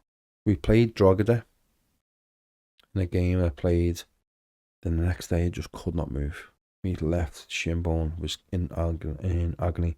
So I went to A&E, got an X-ray, and my shin had broke. My shin bone had snapped and reset itself. So it was like playing with the doctor described me as, So remember the school chairs used to in science, the wooden, a bit similar to that, and you used to have cracks and lines in. He described me shin bone as that. So he said, it's time to done. I said, really? When I said, you need new bone, you need calcium there beside you. He said, look at it, it's too clear, it's not strong enough. So put me in an air cast. He went, how long have you been playing on that? So I've just done a pre-season on that. He was like, really? So anyway, went back to Cookie and told him. He said, I've just give you this amount of money, and the chairman won't be happy. So I said, Cookie, I'm not going to shaft you. I said, I'm not asked about the money. Doesn't bother me. I said, but I have to go home. So I've got a family, blah, blah, blah. So just give me what you can give me. Shake hands. And let's go. So I'm not going to fall over you. I think he got me a few grand euros, whatever it was. Whether the euro was two to a pound, I don't know. I think it maybe give me 3 grand to go. Shook hands. That was it. Done until to come back. And I was 9 months out. Done. Never kicked it. So my shin bone, so that's been pinned, plated and rodded now, like Robocop. Go through metal detectors. Interesting, yeah. Well, as I said, there's so many clubs afterwards. It's all you're classing it as not part of like your senior career. So do you feel like, where did your career end? Is it that Wembley final? Is that what you like to say? Or obviously you're going to Ireland there. Are you counting that pre-season, or do you like the romantic ending at Wembley? Yeah, I'd like to say let's go out on that Wembley goal. Do you know what I mean? So like, and that's no disrespect to like non-league football. I'm not knocking them or nothing like that. No way, shape or form. When I say to my non-league career, I class it as the early days of Burscough, with good lads, with good team spirit, with looking ahead of my career.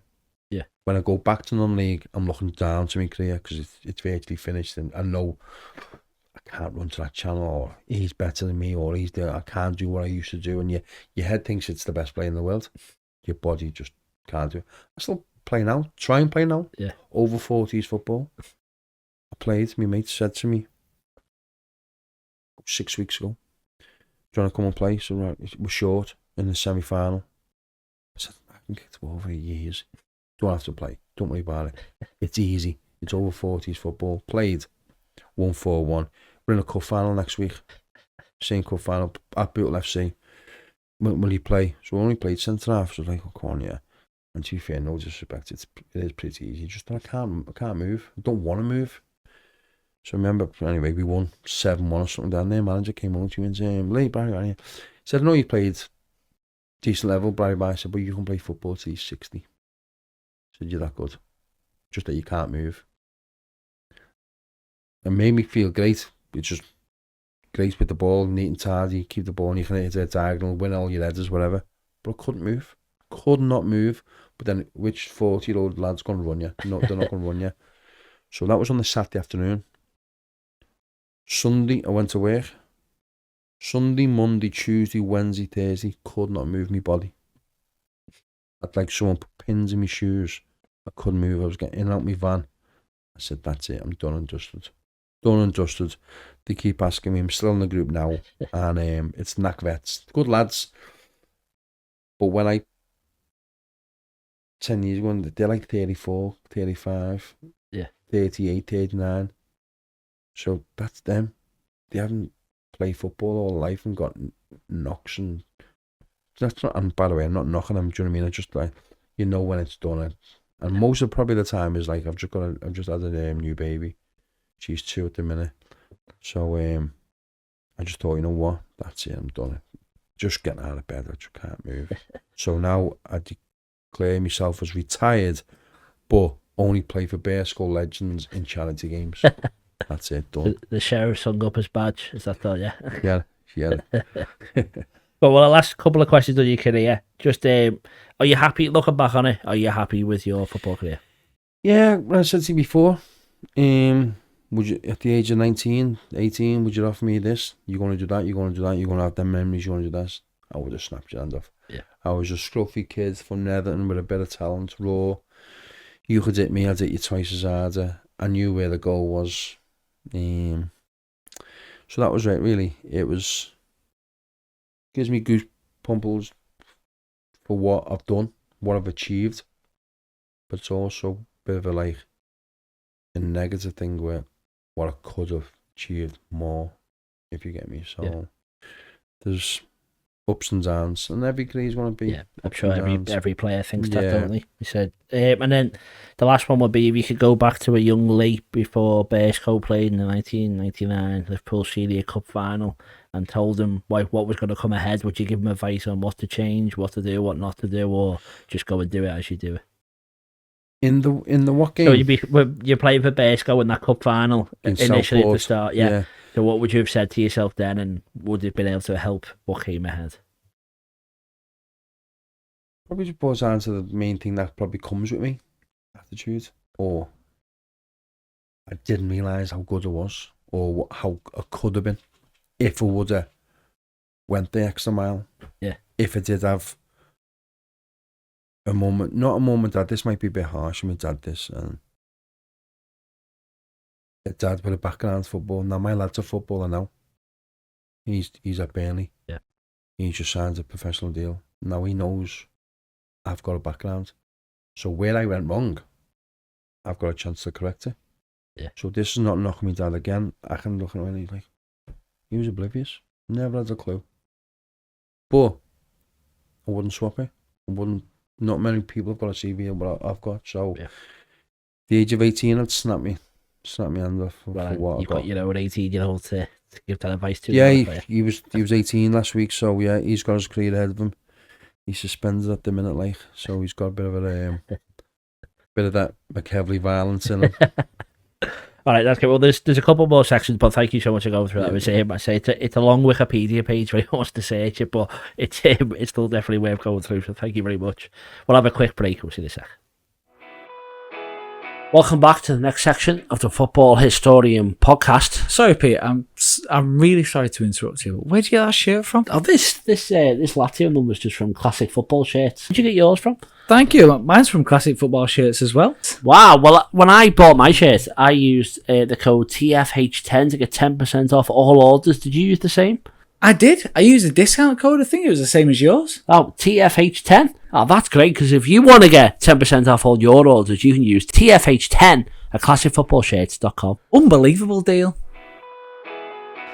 Hello, welcome back. We're going to talk a bit about football history now and your memories and opinions on the game. So the first one is, what's your first memory of football? It can either be playing, it could be as a fan, or whatever first comes to mind. The first memory of me playing football was probably my brother bringing me onto a playing field. I used to get booted. I was only small at the time.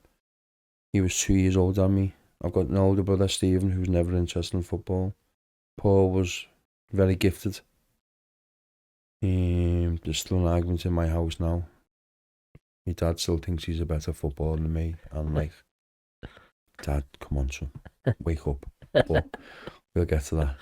So he was 2 years above me. He would come to Burscough with me at the time. Great player, flair. Just never had a heart.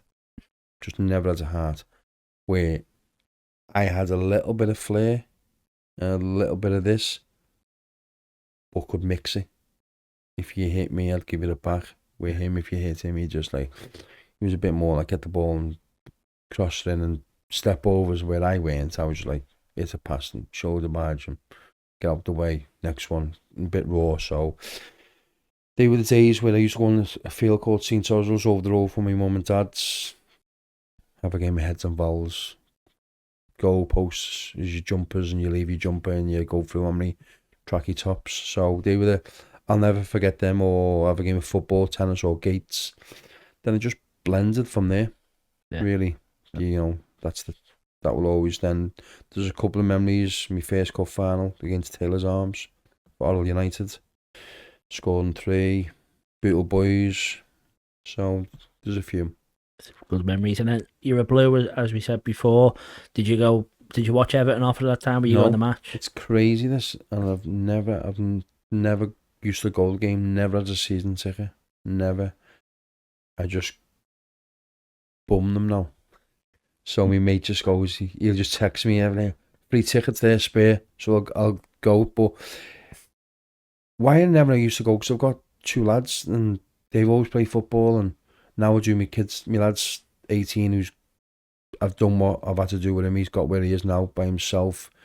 A little bit of work for myself from the age of 8, 9, 10, 11. Now I've got another lad, Connor, who's 14, so I take his football team, Aintree Villa. We have our Saturday afternoons. So I've sort of like took a step back towards Jack and forward with Connor. So it's still grassroots. Yeah. So. Yeah, but and then obviously your love for Everton. I'm guessing you're a big fan, as you said before. Or... Big fan. It hurts me can see what they, on the field and off the field, what they're doing. I wouldn't say I'm a massive fan. My mates are season ticket holders. Yeah. Travel home and away. Like I said, I'll go to the game now and then. I'll probably be honest with you, not that I'm a minge bag or anything like that. I don't think I'll ever pay for a ticket. That's because you know people. Or... Well, my mates says to me, I'm not going to the game, 3 tickets there, yeah, give us them. Yeah. I'll go take my lads with them. If I can go, do you know what I mean? That's not, like I'm saying, I'm not knocking myself towards being a minge bag or anything like that, but I will never be paying for tickets. Okay. Fair enough, innit? Yeah. If we go on, your favourite match watching Everton as a kid, was it still a big part of your life then, or was it because you were playing so much football? Was it? No, it was mad because I've got pictures in WhatsApp groups that with Liverpool shirts on. I used to wear loads of kits when I was a kid. I've got the Liverpool Carlsberg kit with Macca number 10 on. Picture on. I used to wear Man City shirts. Used to wear crazy, just football mad. So I think I always follow with a little bit of heart was towards Everton. So going back, it would probably be the last time we won a trophy. 95. So they were the days. Or the 4-4 against Liverpool, then the 1-0 replay and Dave Watson winner. Yeah. So there's loads, but now there's not many memories now, is there? Because And then, in your opinion, what is like your favourite era of football? So it doesn't have to be what you played in, it can be watching it or whatever, or it could have been when you were playing, but what do you think is like the best era of football? And like, do you like what it's like now? I'd probably say the best era of football would have to be like the late 90s, I'd say. World Cup 98. France 98, was it? Yeah. Where was 2000? There's Japan. Japan and Korea, weren't it? So, yeah, so the likes of them days when you say to yourself, they're world class. Yeah. Marcel Desailly, your Didans, your Vieiras. Going back on that France 98 team, you're Henry and all that, but then you come back to this era and they're going, yeah, he's world class. I'm like, is he? So obviously it's all opinionated. I get that. Okay, what's he done? Stuff like that. So it's a bit up and down. But going back to them, I think they were the proper footballs, because I think football's been a bit spoilt at the moment with the VAR and you can't really tackle. You can't really get away. Not get away with much, but I think the game's changed towards a bit. Yeah, okay. And then next one, I've asked you a couple of things to maybe prepare, but if we talk about your career finally, is there the best game you ever played and the best game you played in? So they can be two different things, but or they can be the same ever one. Played in? I couldn't say best game I've ever played in. Winning a trophy at Wembley, or playing against Spain? No, I didn't even touch the ball against Spain, so there's nothing there, is there? That was just a more like memorabilia there towards that, and like no one can take that away. But best game I couldn't do it. Always springs to mind my first ever league goal. Just shows me as a character of the player I was. Ball got lifted over to me on my right hand side. I was heading towards the edge of the 18-yard box to the left side, so the goal was to my right. And there was a fella, York City, at home was. Pitch was a mud bath. So there was a fella on my left side, but I wanted to go to my right. So he was on the wrong side. So I shoulder barged him to bounce from the left to the right. As I showed him, because I'm a bit of a big lad at the time, shoulder barged him, he went arse over tit in the mud. I've checked on the right hand side, dropped my shoulder and just drilled it in the bottom corner. So that was my first ever league goal, and it clicks, and that just shows you the character I was and the name I got. Because if you look at my name, so my nickname in football, when you mentioned about the sheriff thing, my nickname is Evil. Okay. So, yeah. Do you want me to give you a clue why you think I get called Evil? McEvilly, I'm guessing spelled wrong. No, so Evil's in my name. Oh, sorry, yeah. McEvilly. So Rochdale fans called me Evil. So because I played aggressively and used to like put myself about and stuff like that, and like all the fans used to sing, "Evil's gonna get," yeah. And for it, to be fair, and it stuck by me, and it's still to the day now. I play pool on a Monday night. The lads call me. My pool mates are like 60 odd. Yeah. And we tell them about like sitting like the memories, and they all we have a laugh together. Evil, what time are you picking me up? Get called Evil. It's mad, just stuck time. So it's not sheriff, it's Evil. The evil sheriff, baby. Then, yeah. All right, great. Well, the next couple is the best 5 players in football history. Easy question, but who do you think they are? Best 5 players ever. So nothing to do with your career, just in all of football. Well, Messi's 100% one. Okay. And I think Messi's in a league of his own. No one comes close to him. There's not a debate, I don't think, with Messi and Ronaldo. But we'll go on to that, so don't worry. So, who's number 2? I'd have to say probably Ronaldo. But I'd probably say Fat Ron. Yeah. Fat Ron's up there. Then I'll probably say Ronaldo Cristiano would be number 3. So I'll mix it up a bit. I would say Paolo Maldini. Nice. He's on your mug. He's on my mug. Yep, I knew that. And I'd probably go as a midfielder. Strong.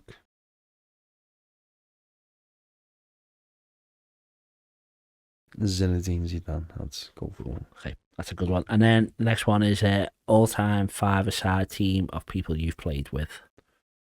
And feel free to put yourself in there. Ooh, played with. So I'm probably going to go with like players that have had decent careers, but I've played with them. Yep. So I played with a fella called Richard Jobson, who's probably played in the Premier League with Oldham. Played Man City, Championship, probably most of his life. And I played with him at Rochdale. I was 18. I think he was 37, 38, something like that. Played with 3 centre halves. Gareth Griffiths, another leader, character, great skipper. Richard Jobson. But if I could shoot myself in the foot here, but if I play with him at 37, his legs will probably gone. So I might be a bit harsh here. Probably be leaking goals left, right and centre. But it's a tough one.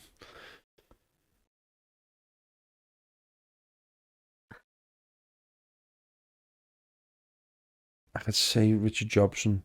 Yeah, I'll go Richard Jobson. He towards more, never played with him for when he was on his peak, but yeah, but you could see that his career. His eyebrows were all gashed open. He must have had 60 stitches in his head all day long. His eyes were all glazed and gone. So he knew he was a bit of a bruiser. So he'd be at the back. He'd be at the back. You could have a keeper Taff. Played with a fella called Neil Edwards, Rochdale. He was 5'10", 5'11". Never seen him get chipped. Only on Friday afternoon in training when we used to do shooting practice. Great keeper. Played for Wales, proper Welsh through and through. He's a coach at Liverpool now, I think he is. So he'll be up there. You gotta go 2 midfielders, 1 midfielder. 2 midfielders. I'll probably go with a lad called Gary Jones, who we mentioned before. Right, yeah. Played with him at Rochdale. He had a massive career, great leader, great skipper. And prolonged his career. Maxed his body out. He's on Instagram. I'm going to say to him now, every time I see a post, it hurts me. Because all it is sand dunes. And I'll just look at them and it makes me feel sick. And he's like 40 odd, still running up them. And I'm going to work and looking on Instagram. And he's going, yeah, it's just me and this hill. I'm like, fuck off, will you? It's hurting me just looking at it. And he's like, still fit, lean, mean. I'm like, just if I had this 10% of his attitude, I would have done all right. But we'll cross that bridge. Well, we've crossed this, so it is.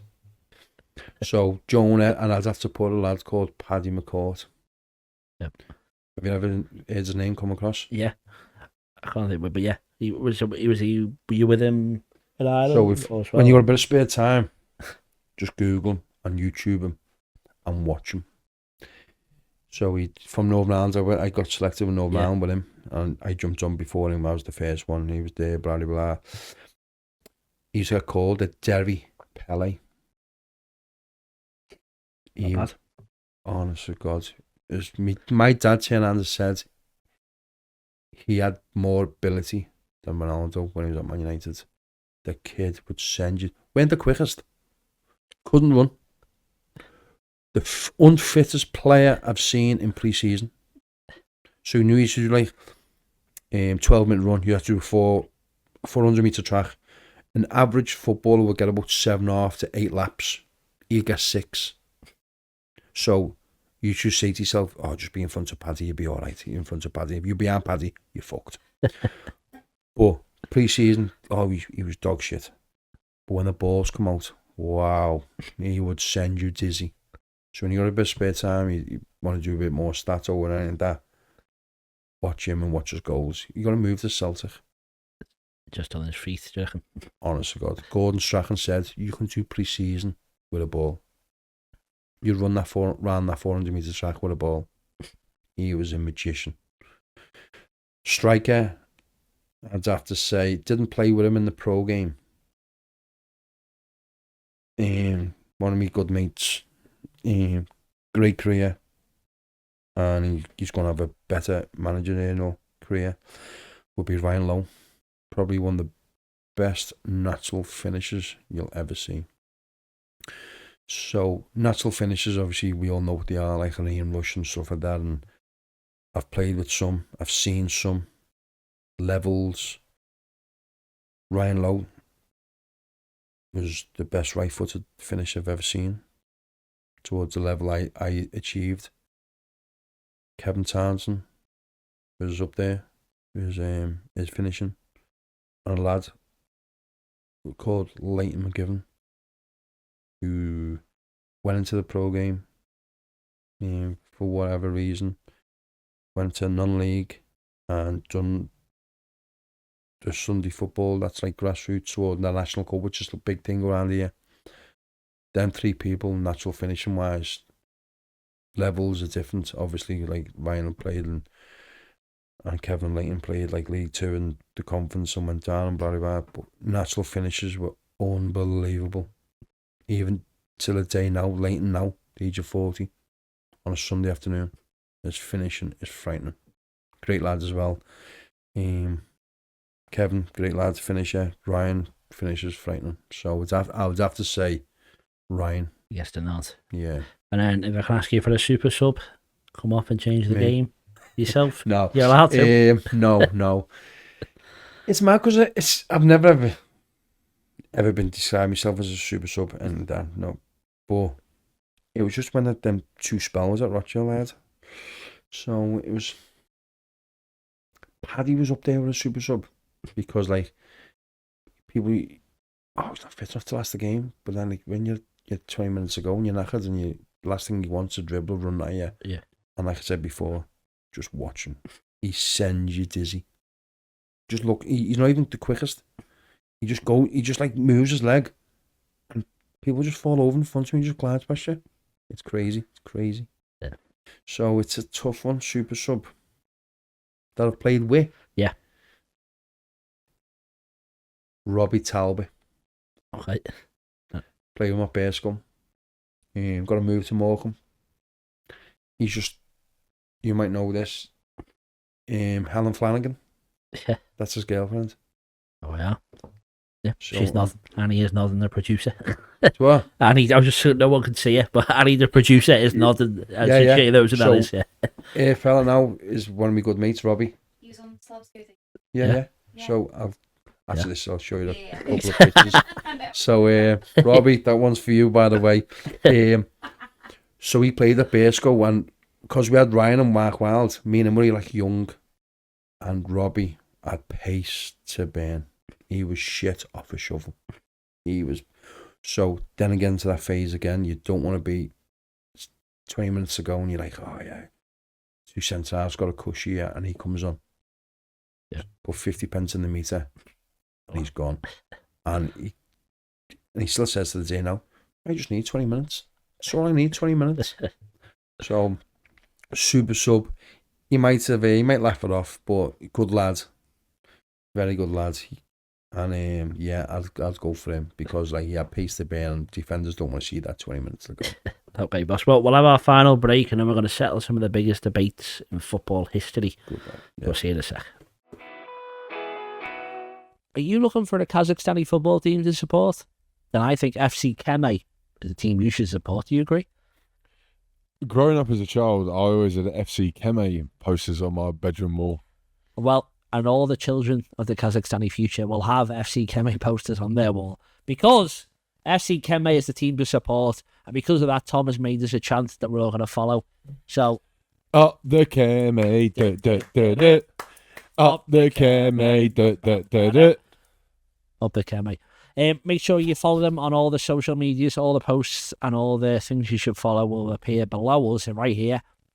You should be a supporter of FC Keme. Live, laugh, Keme.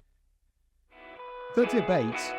Welcome back to the final section. We're going to settle some of the biggest debates in football history. First one, I'm quite interested to hear what you'd say. Gerrard, Lampard, Scholes. Can you put them in order for me, please? Lampard, third. Scholes, second. And Gerrard, first. Reasons for it? I think Gerrard could do all of theirs, what they could do. I don't think Lampard could do what Gerrard done. Gerrard could play the 6, he could play the 4, he could play the 8. Lampard could just play the 8, or was it a false 10? Don't know. Yeah. Scholes, technical, unbelievable. Could play the 8. Could play in the pocket. Couldn't play the 6. Even though he had a bit of a dirty streak on him, didn't he, Scholes? So yeah, even though we're blue, I probably doesn't even hear me to say this. I'd probably say as well, I think he's probably the best Premier League midfielder. But you're the first blue who said Gerrard, and the first blue who hasn't said Lampard. The others have. Yeah, when I've said to you before, I class myself as an honest blue. One, yeah. Even now, if you put De Bruyne in there, I put Gerrard over De Bruyne. Yeah. He dragged a poor Liverpool team. Do you know what I mean? You don't really see a centre midfielder. Oh, that's the Gerrard Cup final. That's the Gerrard comeback. Yeah. That's the Gerrard final again.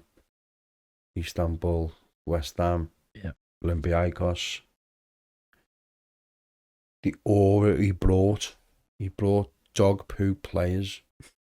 Jimmy Traore, dog turd. Plays like that. He just brought them up to win a medal for them. Yeah. And that European Cup final, weren't the best Liverpool team. Nope. Not many of them players were getting any European team. Yep. Only Gerrard. Take Gerrard out of it. You could get in Milan's team. But yeah, I'd probably say Steven Gerrard. And I'd probably say by a country mile. I agree. Next one is Pele or Maradona. Harsh. Because I've never really seen much of Pele. Only videos, YouTube, whatever. Never seen much of Maradona. But because it was probably like in colour, stands out more. Yeah. So I'd probably see Maradona. Yep. Because he's more closer to the best player ever. And the next question is Lionel Messi or Cristiano Ronaldo? Said before, I don't think there's a debate. I think Messi is the leagues above him. I think Messi's in a league of his own. Yeah. My opinion, I think he can do everything. People doubting me, he hasn't done in the Premier League, he's done in different leagues. Then again, what I'm going to see before is when I said about Gerrard, he dragged an Argentinian team to win the World Cup. You know, he played in the best team, the Barca team. But also, Ronaldo played in the best teams as well. So, yeah, I just think Messi can play the 6. Even though he won't do the 6 where he can get the ball, do 6-1-1-2s, go and score. He can get the ball, take 6 people on, put it in the top corner. Probably doesn't score headers, but he scored ahead in the European Cup final. But yeah, it's a debate, opinionated, but I think he's miles above. Yeah. Messi is my boy. Well, he is quite comfortably winning, but it's not as far away as you may expect, but he's winning quite comfortably on ours.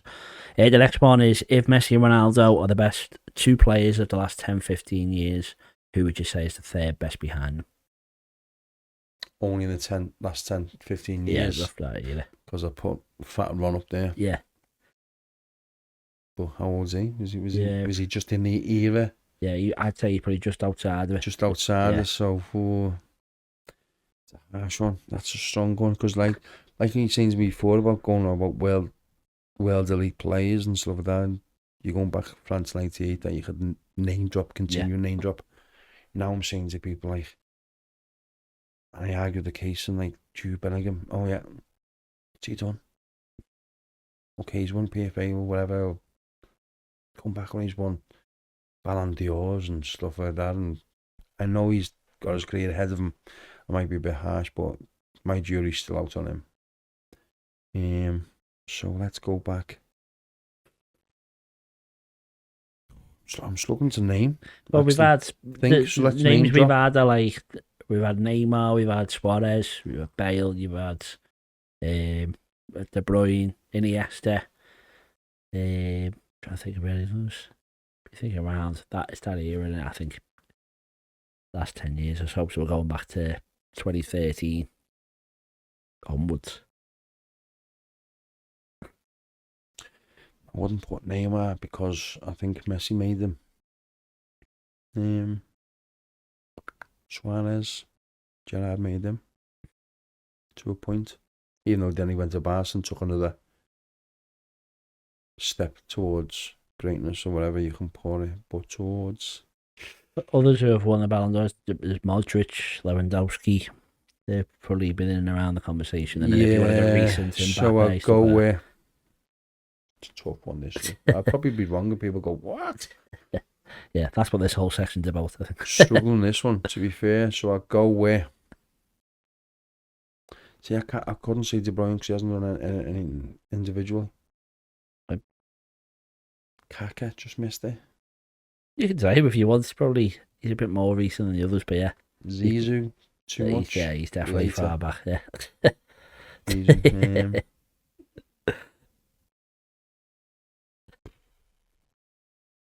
Cuckoo Martina for Everton. Shocking. I would have to go with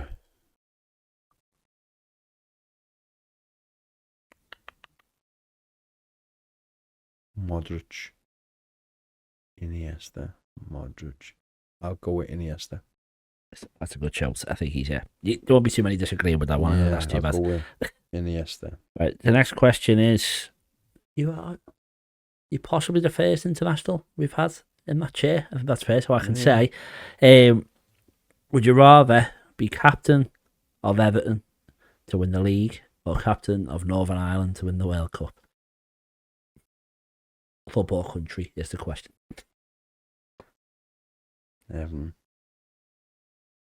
Yeah, I'd be harsh to say Northern Ireland one night because obviously I'm 100% Scouse. Like I said, there's a reason why I picked it. I would never ever want to play for England. Memories, lifetime, one chance. So I thought, yeah, why not? Probably believes in my own ability at the time, so I thought, yeah. My dad had a pint of Guinness there, so it'll be alright. That's why I qualified. So yeah, I'll go with the Everton shout. Yeah, that's fair enough. Next one's goalkeepers. We've got Buffon, Casillas and Neuer. You put them in order for us, please. Who's the best? Buffon, Casillas. Played against them. Yeah. And Neuer. I'd go with tough one. I'd go with Buffon 3, Casillas 2, Neuer. Probably go with Neuer because of his distribution and class. He's brought that goalkeeper role into I can play sweeper role that you never ever seen that years ago. Now, I'll ask you a question then. What reason why Schmeichel wasn't in that? That one was actually sent in, so that wasn't my choice. That one, someone said, "Can you start asking that?" So that's why. Yeah, but enough. Yeah, would you put Schmeichel above them all? Going back to why I've picked Neuer with the distribution and I can play the sweeper, I don't think Schmeichel was the best. But then again, wasn't the best with his feet. But then again, that era of football wasn't out. Yeah, he played when the pass-back rule was still playing, but obviously it was because of him, wasn't it? And he played with 2 fullbacks that were proper fullbacks. Paul Parker, Gary Neville, Dennis Irwin. Neuer was playing with fullbacks that your first question is, how many assists can you get? not like how many goals he conceded. So now we're going back on the era of the game's changed because your fullbacks like Trent and Robinson are having competitions who gets the most assists, which is crazy. Because the game then like next question is can your fullbacks play the centre midfielder role when you've got the ball and you're tucking in? So we leave our two centre halves isolated. That's the game changed. So going back to Schmeichel and Neuer's mixing in it. So that's why I'd probably say Neuer. Plus he's good with his hands as well, isn't he? Okay, good. 3 more. This one's a bit mean, but feel free to say pass. Who's the most overrated player ever? Oh, most overrated. Some suggestions we've had for this were Zlatan. Messi was also said. And whoever said Messi was rated, can you name him? I can't actually remember who it was. I forgot it was a couple of weeks ago. Worst shout I've ever heard. They said they're still very good, but just not as good as everyone says. I can't remember who it was. I literally can't remember. I'm sorry. There was a shout for Vidic as well, but it's 21. Who you think's overrated? You don't have to say anyone. I really think it's fair. Overrated player. Wow, big shout this. It's tough the way you think about it, isn't it? Yeah. So I'm going to say like overrated. I'm going to think of someone overrated that's won stuff. And you're like, whoa, he's won all kinds and he's dog poo. Yeah. Jimmy Traore for the European Cup. He's up there. So I'm thinking more like... What, like Wes Brown, who's won like 5 Premier Leagues, or would you not... Christophe Dugarry. Someone like him. Yeah. Remember him? Yeah, I know the name. World Cup with France and... Yeah. But it's probably the only team you think one, or was it Stefan Givashi? Yeah, but there was someone who played for Liverpool as well. It was Bernard. Yeah, I can't remember his name. But yeah, he's the other one who's considered as one of like the worst World Cup winners type thing. Is that the line you're going down and you've won a massive trophy, but your career doesn't deserve it? Yeah, because like you've got the likes of like Steven Gerrard and like, come on, I'll bring you along. I'll win you this. Which you're gonna get that. You are gonna get that. But that's a tough question because like you then again it's opinionated towards everything is opinionated in football. But Christophe Dugarry was I'm just trying to think of like World Cup winners. Or to be fair, I was going to put Alexis McAllister in there because he won the World Cup, but he's actually proved me wrong this season. Yeah, he's quite good now.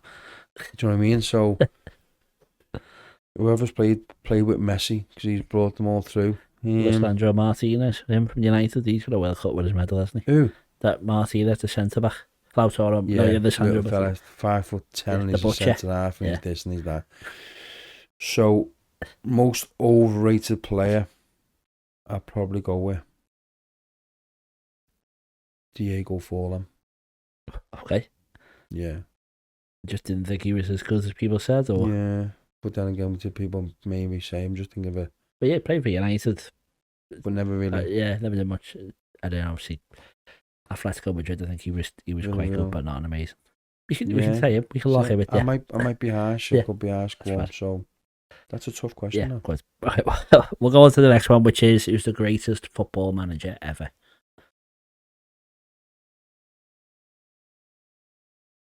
Two different eras. Pep, no. But then you've got Alex Ferguson. So let's just go. I'll probably go with Pep. Yeah, he's done it in a couple of years, although it's quite recent still to do it. Each time it started the era with... Yeah, it's sort of like, I just think like he's bounced off Cruyff of the strategy of the way the Barca mentality, the way they play. He's just changed the game towards let's have a keeper who sweeps. Yeah. Let's have a fullback who plays the 8 and tucks in. And what I was saying to you before, the two centre halves split. Then we make more attacking. Let's change the 4-4-2 because it's shit. And we play a bit more attacking because not many people have a number 9 no more. Just no out number 9s, is there? No one plays. Haaland who plays for them, but yeah. Only him. But there's not many. Where years ago there was loads. Strikers. So now your strikers are like Salah. Would you class him as a striker? Yeah. No, he's a winger. I'd say he's a winger. You couldn't play him up top on his own. So they're the more. So I think he's adapted that.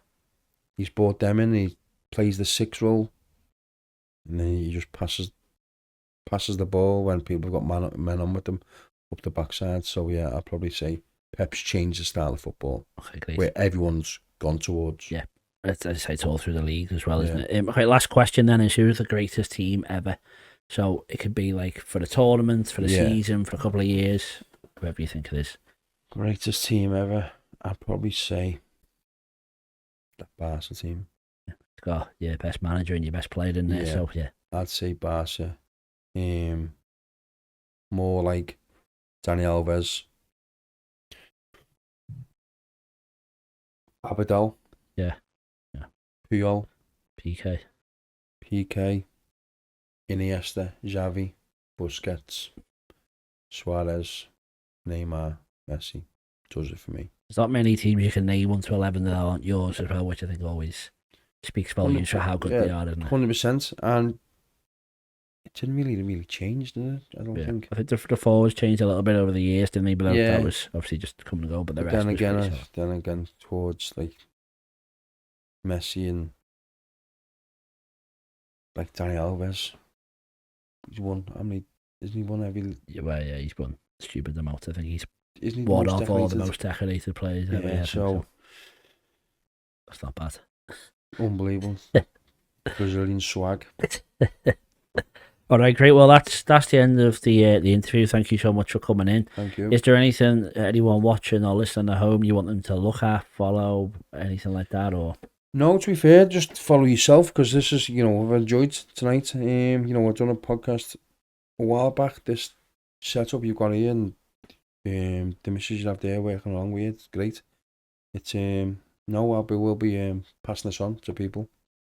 If you need a helping hand, if you want to text me or take my number, if you want to can you get in touch with me, if you want me to help you any way, shape or form, let me know. I can put you on to the right people, or I'll know someone and right about me, go from there. But yeah, thank you very much. Well, that's very, very kind. Thank you so much. And as I say, it's been very interesting to hear you're Long quite a crazy career. Yeah, though it's been great. Thank you so much. I really do appreciate it.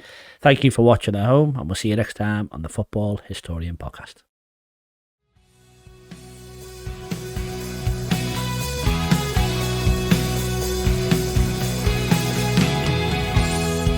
Locking eyes from across the room.